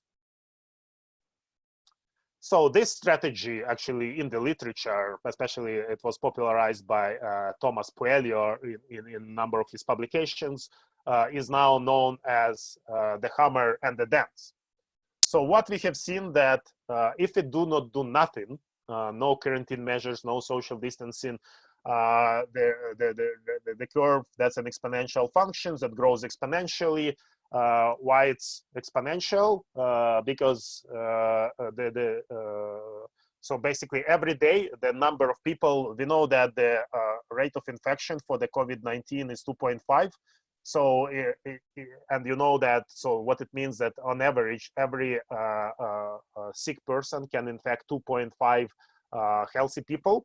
And after that, when we put the power n, which is the number of days passing, so we see that this is really the exponential function, 2 to the 5 to the power n. So the goal is, can we do something to really reduce this coefficient, which is called r, this to a smaller number. If we don't do anything, so we still see the, as I said, the exponential growth. So if we do some sort of mitigation, it still grows exponentially, but with a smaller coefficient than 2.5. But when we really introduce social distancing, what we can do, we can flatten the curve, and after that, so the number of cases reported per day can go down. And that's why pretty much every country introduce social distancing measures and require people to stay at home. So this part of the strategy, which is typically takes a, okay, so the crazy thing that Kenneth is asking, yeah, the crazy thing is that if you had 100% quarantine, you can get R0 to 0 and stop it in 2 weeks. In theory, yes, if you can guarantee the 100% quarantine, which is impossible even in countries such as China. So what China was able to do, they were able to bring this coefficient R0, it's at the initial time. So yeah, it's R0 is around 2.5. So they were able to bring the coefficient R to approximately 0.32 in Yuhuan, in the province of China where it's all started. So essentially after approximately 7 weeks of the quarantine, and it was much more severe in China than in the other countries. So they got this coefficient to 0.32. And at that time, they were around this part of the curve. So the R in China, R0 was the same. It's pretty much the same, 2.5. It's slightly bigger than 2. They were able to bring it to 0.32 at the end of the first wave. So basically, when they start relaxing the quarantine measures in China, the coefficient R was down from around 2.5 to 0.32. So that's what I put here. Yes. 0.32. But what we are seeing now, now there is a second wave in China. So China has moved over here. So they're approximately at this point. I'll show them more graphs later. But China, according to my calculations, are approximately at this point. So they were at the second wave of the COVID-19. But the first strategy, where the measures should be really strict social distancing, as much as possible restrictions, got known as the hammer, where they are hammering the coronavirus.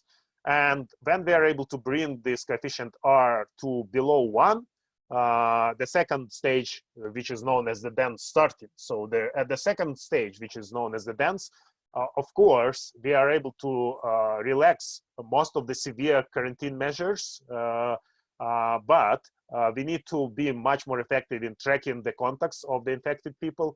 We need to test as many people as possible, and in order to keep this coefficient below 1.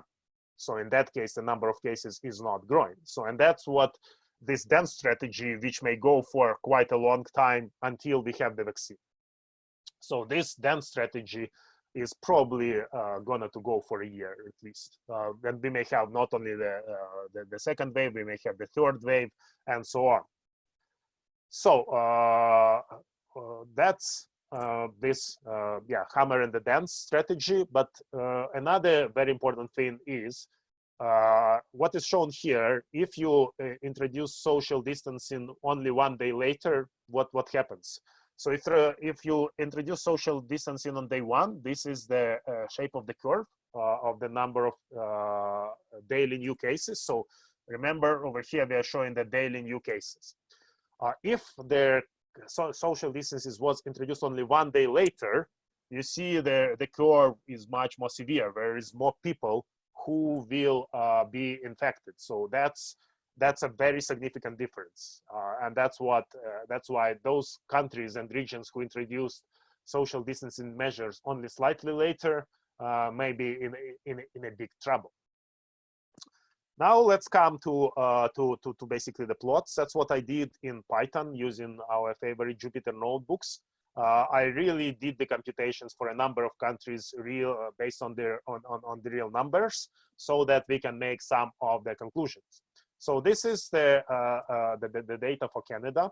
So what you have on the vertical scale, you have the number of cases per day. So this is a number of new daily cases, which in Canada is in thousands. So if we didn't do anything, so if we didn't introduce any social distancing measures, so this is the black curve. So this is the shape of the exponential curve, how it would have been going. As we introduced social distancing measures, so looks like in Canada, at least according to this graph, of course, still the number of cases is still jumping across the days over here, but looks like we were able to pass the peak around 4 or 5 days ago. It's still not completely clear for Canada, but there is some early indication that we were able to pass the peak around April 6th. So which means that like 4 or 5 days ago. We'll still, of course, need to monitor the situation and see how it's going. But if it goes this way, and this is probably the optimistic scenario, the quarantine and the strict measures will be over in early May in Canada. So I'll show this type of results also for other countries, for the United States, for Italy. But it's much more difficult to really do this modeling for Ukraine because of a very simple reason: the number of people who get tested. In Canada, it's approximately 10,000 people per million that gets tested. In Ukraine, it's 200 people per million. So when you have like 50 times less people, 100 times less people in Ukraine who got tested, you don't really know how many people are infected with COVID-19, and that makes modeling much harder. Even so, that's what is my proposal and proposal of other scientists. So to really join the forces to model this in Ukraine, because what we can do, we can use indirect measures.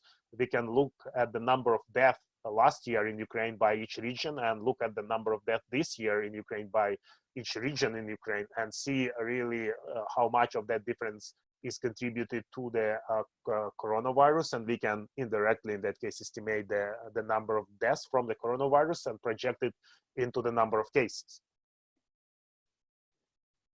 So that was an optimistic scenario for Canada. So I did the optimization. This is essentially how you do this curve fitting. You use optimization. So you assume the shape of the function and you fit it to the current data using optimization. You compute the parameters of the function. We'll slightly talk about that.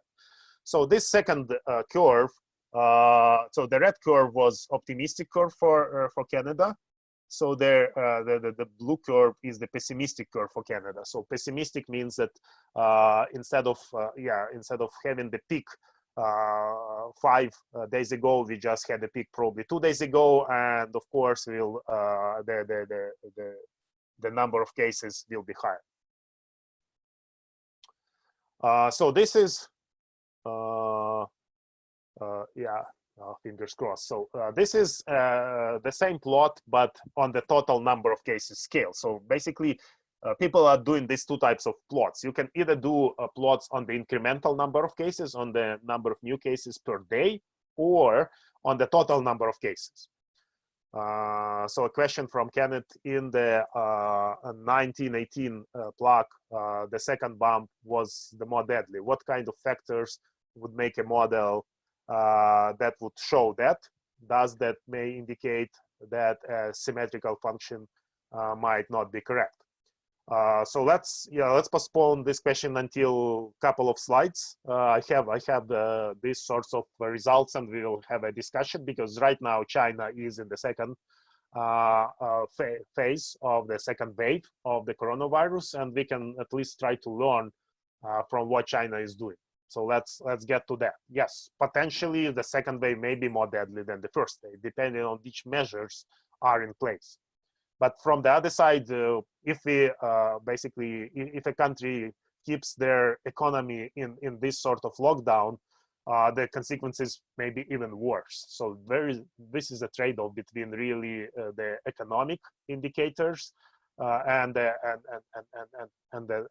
number of cases that the healthcare system can sustain. So here, basically what I did the same plot, the number of cases, that's a cumulative number of cases. And what we see right now, we are over here, that's data from yesterday. So the last point is from April 11, yeah, April 11 from yesterday. So this is the total number of cases in Canada. What is known in the literature that actually you can model this type of behavior using the logistic function, which is also known as a sigmoid function. So we have seen this function in neural nets in deep learning. This is one of the famous activation functions.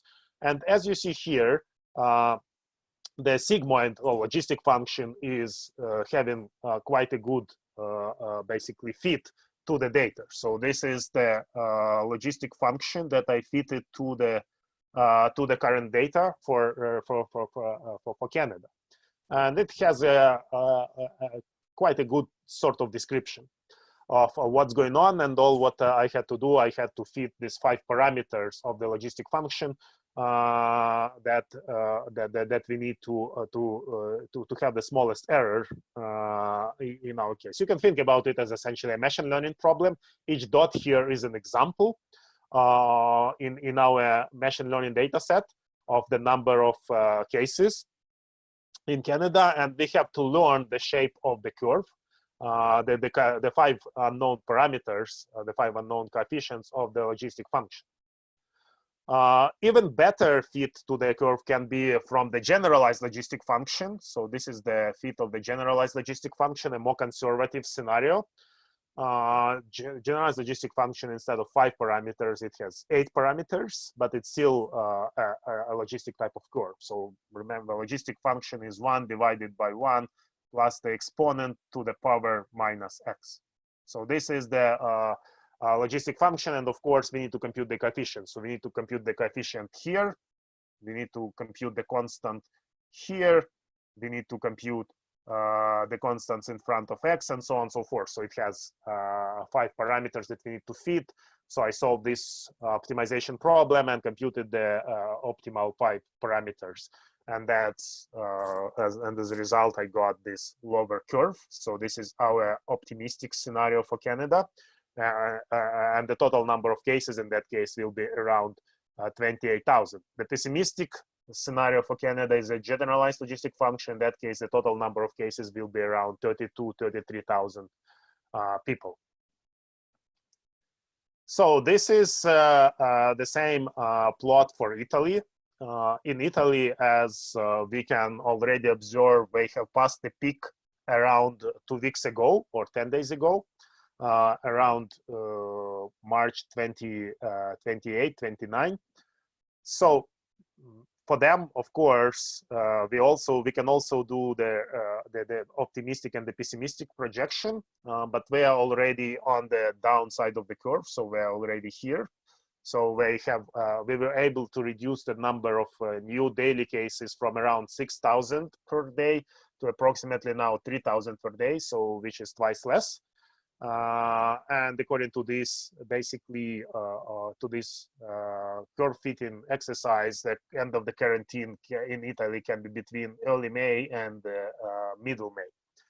So depending really whether whether we use the logistic fit or generalized logistic fit, whether we are optimistic or pessimistic in our scenarios.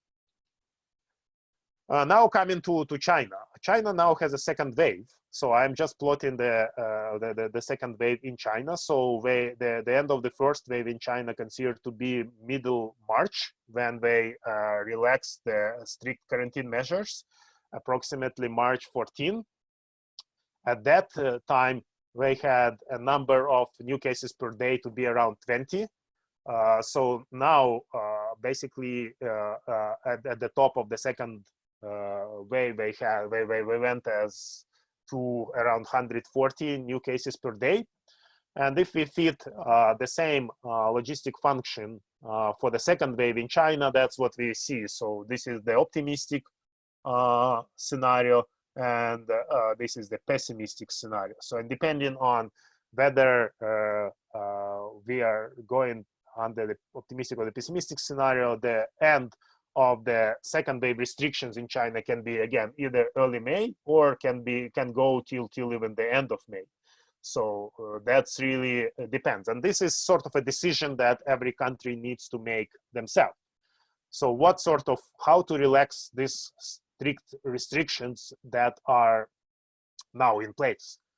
And that's what we can try to discuss next. So first, we have the algorithm that we use for this curve fitting is optimization. So that's another algorithm that we discussed in our courses. Saman, there is an opinion that China hidden 90% of the cases. What do you think? Definitely China has hidden some cases.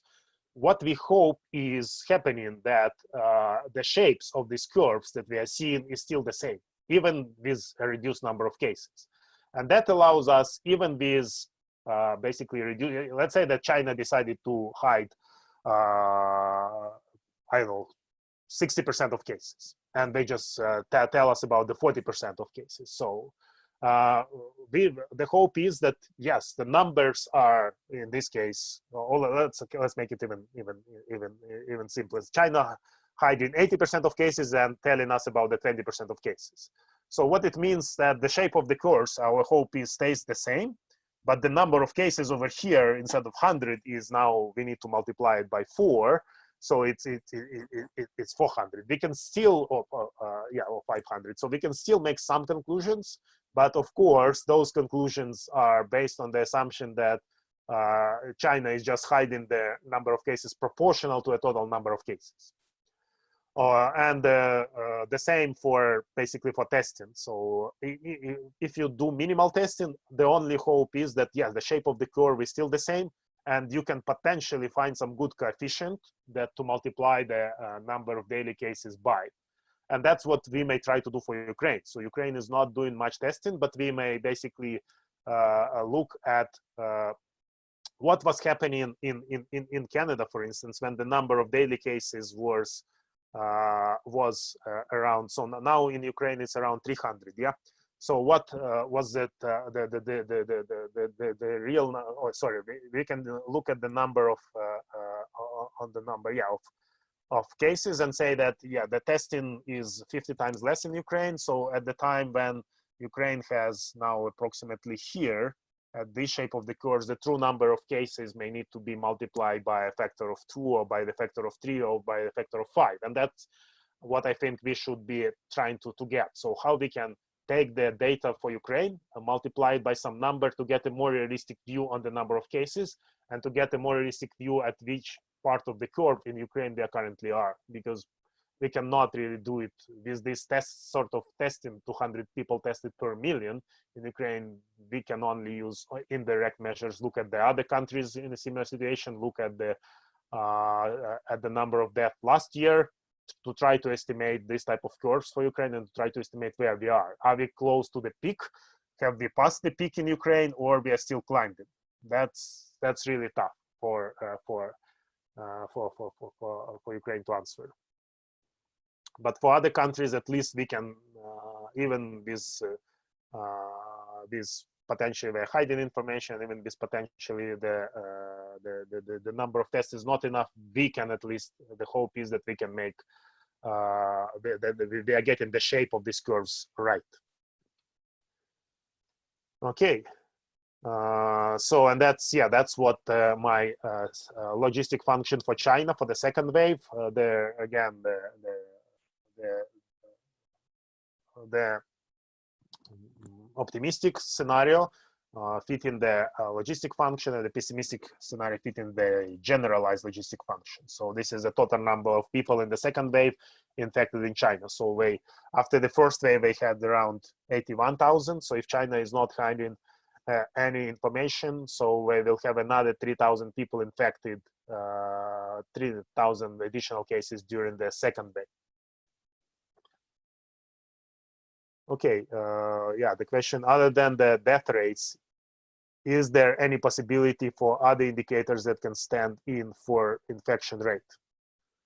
Yeah, perhaps sick person phone stays still. Yeah, it's really tough to in my opinion, to really see what we get. So I see it two directions. Yes, the number of dead people compared to the last year, so we can now get some idea about the number of deaths from the coronavirus in Ukraine, and using the shape of the curves for the other countries, project the total number of cases for Ukraine. That's the first possibility. Second possibility, so we know that Ukraine tests basically 50 times less than most other European or North American countries. So as a result, if we take that number, we know that the number of cases in Ukraine can be as high as 50 times higher than current, but that's probably not the case. So my estimate, and again, I'm just doing the hand waving, is that the number of cases in Ukraine is the number of current cases released multiplied by the factor between 2 and 5. I know that to get this constant, I'm not Dubilet to get a constant right. So in his case, the constant was 0.888, but my very rough estimate, take the number of cases in Ukraine that is currently reported, which is around 300 per day, and multiply it by a number between 2 and 5. But I have no idea really where that number is. Is it 2? Is it 3? Is it 4? Is it 4.5? Or is it 5? So I was thinking about working on that. Just didn't have time to really spend on the data, because I have I have a full-time job and teaching responsibilities as well, and essentially doing this sort of things require a bit of time, even so it's not that much time.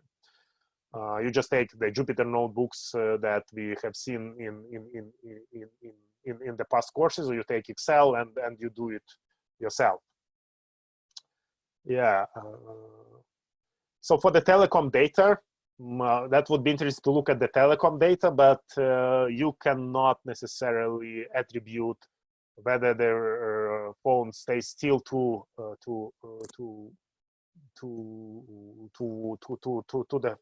the reason why that phone is still. Is it because the person gets sick, or it's because the person is in frustration and depression and doesn't want to talk to anyone, or because that person maybe in the location in a village went to safe isolate in a village where there is no connection or not a good connection, things like that. So it's tough. I understand that, yeah, looking at the telecom data from Kyivstar and Vodafone would be great, and that's what should be done, but it's a tough exercise to really attribute the telecom data to the infection of COVID-19, because those are rare cases. It's not, those are still very, very rare cases, fortunate for us. That's why we still do not have the healthcare system being overflow.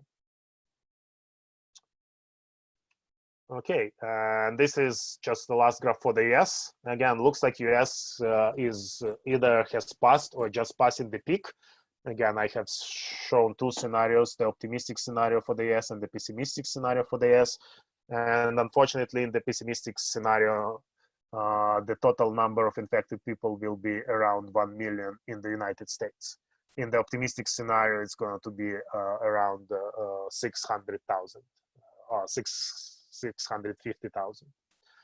So that's what we can basically tell, and this is the information that the governments can use, and some governments are using for really deciding when to remove the quarantine measures and when to restart the economy.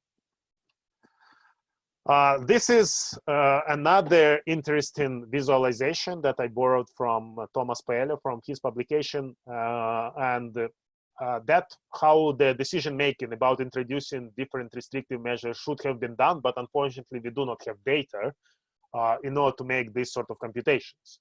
As I said, we know that the R0 for COVID-19 is around 2.5. So each person on average, each sick person will infect 2.5 healthy people. And after that, it would be good to know how each of the measures will reduce this coefficient. And that's what we don't know. This is just the illustrative visualization. For instance, we know that the warm measure is a bonus, so potentially can reduce the R coefficient slightly.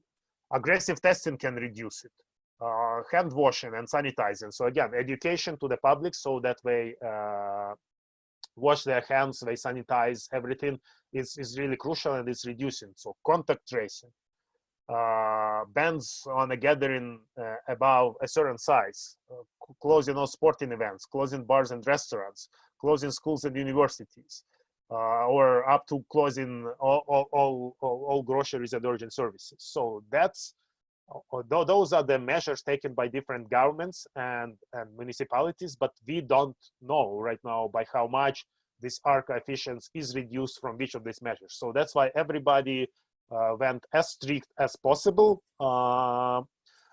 given the situation in that particular country, and given how much government can enforce these sort of measures. But the most important thing is probably educating people. So keep social distance, wash your hands, sanitize, wear masks if possible, wear gloves, and stuff like that. So this is the case, but unfortunately, these sort of measures, they have a toll on the they pay a toll on the economic situation, and they need to be relaxed sooner or later, and probably sooner. So that's why, in order to be prepared for the second wave, so my basically advice to the governments based on this sort of analysis is, try to introduce the system to trace contacts of a sick person as much as you can.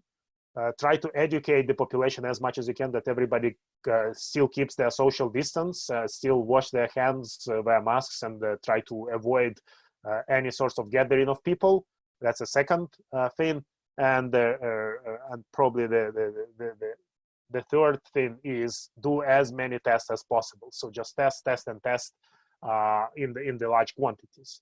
So until and in that case, hopefully the second and the third wave will not be as severe as the first wave, and we can survive till the vaccine is ready, which is probably another year. Most probably the ban on the international travel will continue for significant time. Probably it's going to be at least 4 months, because this is the last measure that the countries will start releasing. So it's not that much influencing the economy except for the tourism economy and hospitality businesses. But everything else is probably start to be released quite soon. So the stores, bars, restaurants will be reopened in early May for most countries. But in order to restart the economy, but the travel bans will continue. The bans on the gathering of large gatherings will continue. Probably sport events will continue to be closed for some time, and so on. So that's what we can say at the moment. Of course, we all need to really do our part and keep social distancing. That's what is shown. So here you see on the right, that's the public transportation in Toronto. Pretty much, when you look at the streetcars, buses, and the subway, metro, so only a small number of people are riding those. People are really keeping social distances when they go to the stores and so on. And in my opinion, yeah, going to the nature, into the woods, is probably okay, because you drive in your car there and you walk, and there is not that many people there. So as I said, the last part that I'll tell, so the economic impact of each of these measures is also unknown. That's also an illustrative example, and we don't know the toll on the economy from each of these measures.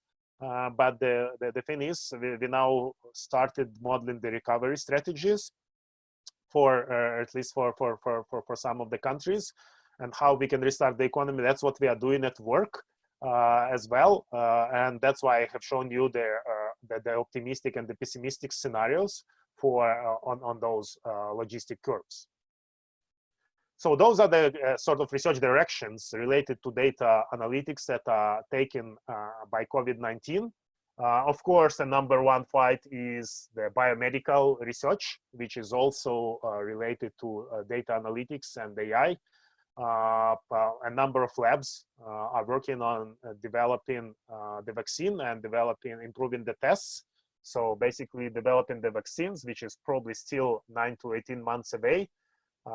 So better test kits, that's what is more promising, better protective equipment for the medical workers on the front lines. Second, resource and workforce scheduling. That's what we know by the name operations research. So planning for the critical care ICU beds in the hospitals, scheduling medical personnel and improving their protection. So this is the scheduling algorithm part of data science. So recovery modeling, that's what we are working on. So it's mostly using time series modeling and Monte Carlo simulations. So we are running financial and risk management models to see what is the impact of the COVID-19 on the financial indicators, and how we can generate different recovery stress test scenarios for the future in order to help the countries and individuals to recover from this pandemic. So symptoms modeling, that's where machine learning and natural language processing can come handy. Kaggle has a great data set, which I'll describe in the next slide. So basically identifying a number of interesting things from the research papers. And of course, social modeling and decision-making modeling societal changes which are coming or has come, and modeling the quarantine and social distancing measures. Okay, so recovery scenario modeling. So basically what we want to do, so we want to do to do this. So if our models about the number of cases, the number of recoveries, and the number of deaths is correct. So for instance, for the US is this. So how financial indicators such as country indices in the United States, S&P 500, how financial markets would be reacting to this recovery. So, and based on this, you can generate at least two scenarios. The optimistic scenario, based on the, so basically the simple thing what you can do, you can run a regression on the financial indicators such as stock market indices. Let's say for the US, we take S&P 500. S&P 500, that's a market index of the United States. It includes the 500 US companies with the largest market cap. So we know that the markets were falling down and now we're a bit recovering. So if you look at the time series of the S&P 500 and you try to regress those on the time series of the number of cases in the US, number of deaths, number of recoveries, in a number of scenarios. So you take this optimistic scenarios, you take this more pessimistic scenario, you take even more pessimistic, you take, and so on. And you basically, knowing how much behavior of the S&P 500 can be explained by the behavior of the number of cases, we build starting from a linear regression model, going to a more complex models such as decision trees or even neural nets. We can build a model of the dependence of the S&P 500 on the number of deaths, number of cases, and number of recoveries. And after that, we using the different scenarios on the number of cases, death and recoveries, we can see how S&P 500s will be behaving during this recovery scenario. So this type of I hope that Andriy Drobat will talk about this sort of financial modeling in his course, data analytics for finance, investment, and banking, because this are really those type of models used in finance. You identify the risk factors, in this case, the number of cases, the number of deaths from COVID-19, and you identify, based on those factor models, you identify how those influence the market indices, such as S&P 500, and after it, you generate stress scenarios on the risk factors, in our case, number of cases and number of deaths, and see what happens with the market indices. And it's not only about market indices, you can see the same influence on the unemployment, you can see the same influence on the other business type of indicators, and so on. Changes to those correlations. So what the simplest thing that you can do, basically, you can essentially, you have your current data, which is up to here. You run there and you have your data about S&P 500 from Yahoo Finance. And you run a regression where your S&P 500 is your target variable, which is equal to the intercept alpha plus the coefficient beta multiplied by the number of cases, where number of cases is x. So this is the simplest linear regression model that you can run. Of course, you need to think what is x. Either the number of cases, or it's change in the number of cases, or it's a logarithm of the change of the number of cases, and so on. And the same for the y. You need to think either the index level of the S&P 500, or it's a return of S&P 500, or it's a logarithm of the return of the S&P 500, and whether you include other features in this model, such as the number of deaths and so on. After that, you run this, in the simplest case, linear regression model, and you get your coefficients, alpha and beta. And after that, what you do, you basically apply different scenarios to your features. For instance, what happens if the total number of cases on the next day, or 1 week in the future, or 1 month in the future, is going to be like this? So what will be the level of the S&P 500 in that case? That's basically on the surface what you do, and that's what you would hopefully be discussing in the course of Andriy Drobat in more detail. Pretty much the same data analytics algorithms that we discussed, like regression or decision trees or neural nets, apply to modeling financial data based on the risk factors. In our case, risk factors is the COVID-19 related risk factors. Yeah, so you can do other risk factors such as fear. So if you are able to model fear, you can stick fear into your regression model. You can stick sentiment about COVID-19 into your regression model. You can stick the number of mentions of the COVID-19 in the media. So any variable, any feature you think is important for this model, you can try to stick and run this gigantic regression model to see which of those factors are important and which are not. So the same as we have done this regression modeling for other use cases.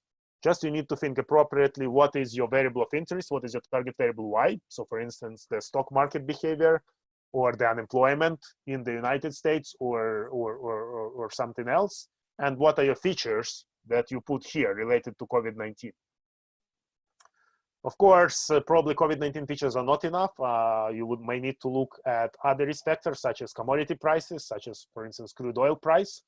You may need to look at the quantitative easing measures taken by different governments and the stimulus measures. Those are also can serve as the features to explain the behavior of the financial indicators such as stock market indices. Again, those are the things that you can do. And of course, nobody will tell you how to do it properly because everybody is experimenting with that. As we know, data analytics is about experimentation. You have your data, you have your ideas, you know your models, and after that you start working with the data, or your team starts working with the data. And as soon as you got your results, you basically transform those into decisions. So yeah, now you are able, for instance, to model how the stock market behaves based on pessimistic and optimistic scenarios for the coronavirus. So what do you do with that information? How you transform into a decision? Do you transform it into a decision how to relax the restrictive measures, or you transform it into a decision how you stimulate more your markets? So do you do more of quantitative easing and playing with the interest rates or anything else, or you just release the quarantine measures? All those things that you probably learned in the course of Roman Sorchak about how you translate this sort of modeling into the decision making, because that's what you at the end we need to do. And decision making can be at the level of the governments, can be level of regions, can be level of the private business, can be level of companies and organizations, and so on. And that's where we come as data scientists. So I suggest you can try this as for instance your capstone project. There is a lot of things that can be done here, yeah, and that's a full cycle of starting from modeling and going to the decision making and implementing those decisions in practice. So both data science hard skills and management soft skills. Okay, the last thing about coronavirus modeling I show, that's what we did with students. So we took the Kaggle data set with 35,000 research papers about coronaviruses. So people studied different types of coronaviruses for tens of years in the past. So it's COVID-19 is one type of the coronavirus. And as a result, Kaggle collected a data set of the 35,000 research papers, full text, and put it there. So what we did with students at the University of Toronto, so this one I did with a teaching assistant, but each student did their own project. So we did clustering of the, of the coronavirus symptoms. And what we have seen, so this is the same hierarchical clustering algorithm that you have seen in my course, and probably see this type of clustering algorithms in other courses, in the course of Evgen. That you did customer segmentation, customer clustering. So here we are doing clustering of the symptoms of the coronaviruses. And what we see, so the symptoms that typically come together in these research papers is the cold and fever. And those are really the symptoms that were detected to be the symptoms of the COVID-19. So we can make even very simple conclusions from the research papers. So doing very simple clustering, just if this symptoms, cold and fever, are found together in the research paper, we know that the distance between them is 0. If they are not found together in the research paper, the distance between them is 1, and after that we compute the average distance across all the papers, and we build this hierarchical cluster.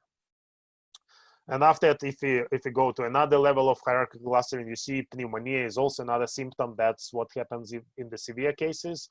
And if we go one other level cluster up, it's a shortness of breath, which is another symptom. So basically the same symptoms that are really the symptoms of the coronavirus, we were able to detect those from the research publications without knowing, just using the NLP, natural language processing algorithms, and machine learning clustering algorithms without really knowing much and doing studies on the current COVID-19. So those are the things that we have known from the medical literature, and we can get many other interesting insights from these research papers, and that's where the NLP community is actively working on right now as well, on really see what we can do from this data set and how we can use those results in decision making.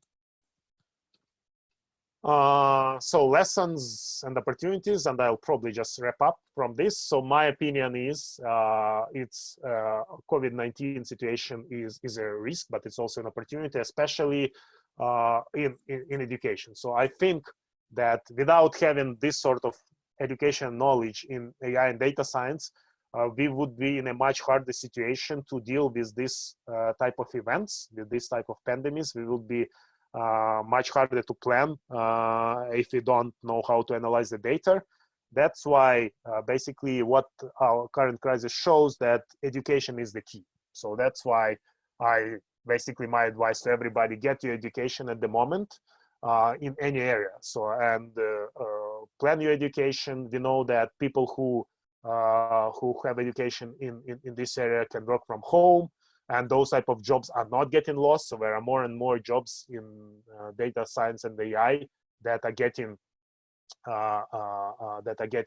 vacancies worldwide, because those people are necessary to plan for during this and analyze data and make decisions during this sort of pandemics. And there is also opportunities for studying in small groups, and such as we do at Kyiv School of Economics, opportunities for online education, such as Coursera for Campus or Prometheus. And that's another thing. And we need both soft and hard skills. So as a result, I basically, that's another graph that I have shown to you. So if you get your education, your income will be higher. So this is from another Kaggle data set that you analyze for the project of my course. So what we see, this is the salaries of the people who have a bachelor degree. So the average salary across all countries is 45,000 US per year. For the people who have master degree, the average salary is 59,000, 14,000 more per year on average. As a result, you know how much more you can get if you get an education in the area of data science and analytics. And here we also check our statistics knowledge. So those are the normal Gaussian distributions as a result of the central limit theorem.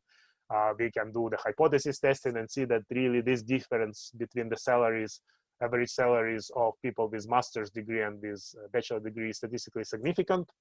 If you also look at the salaries of the people with PhDs, you will see something like this. So if I remember correctly, 76,000 on average people with PhD gets in this area.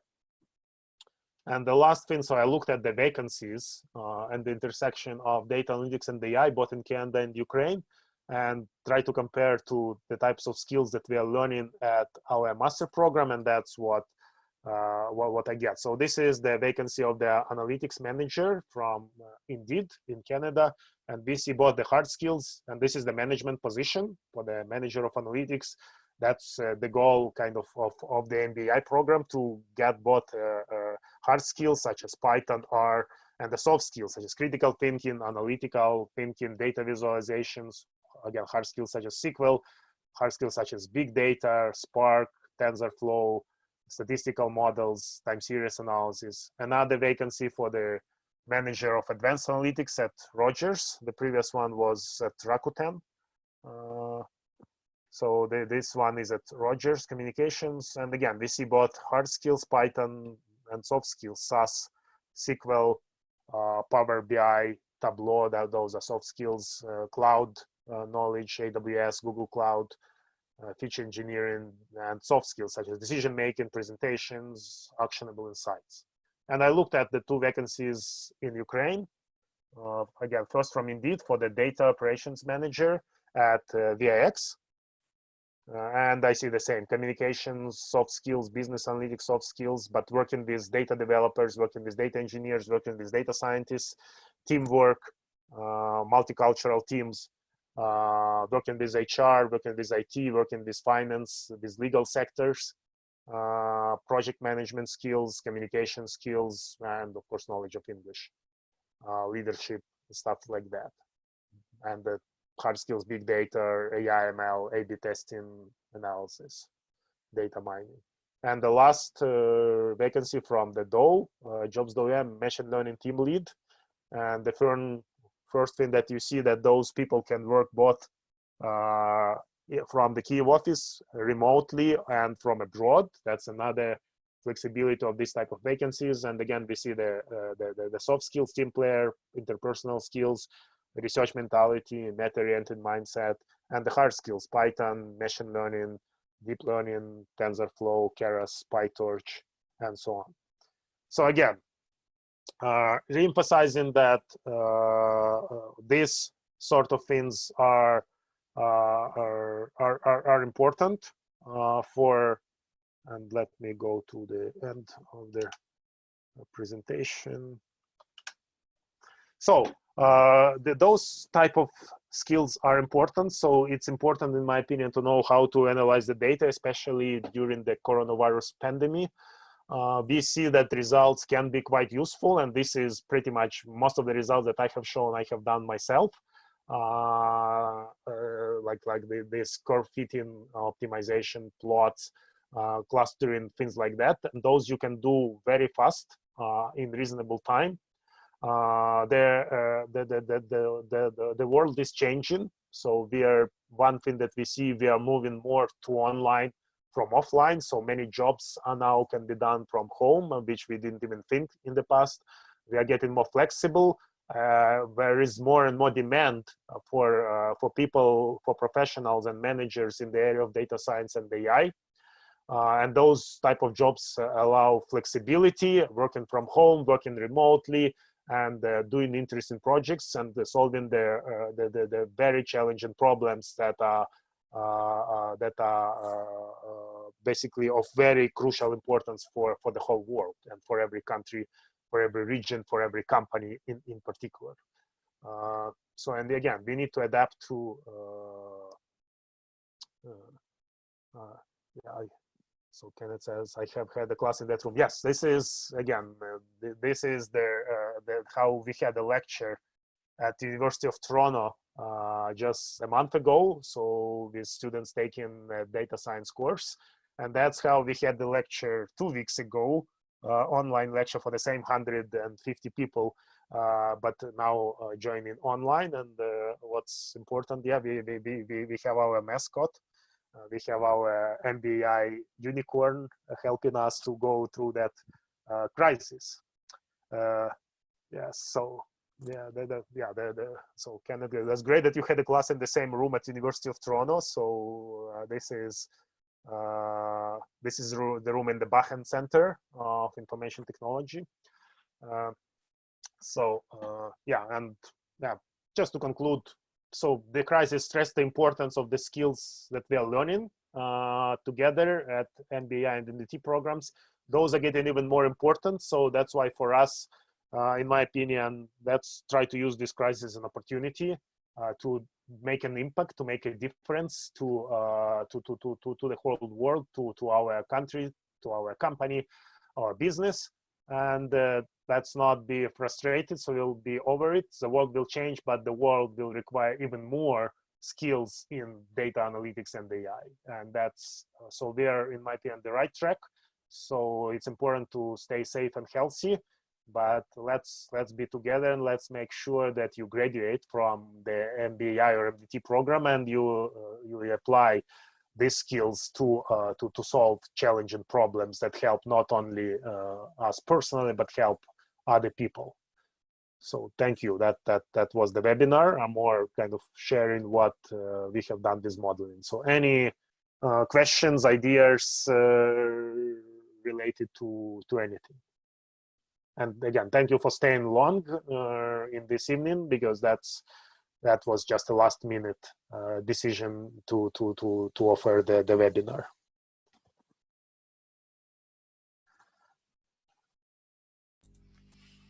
Okay, thank you.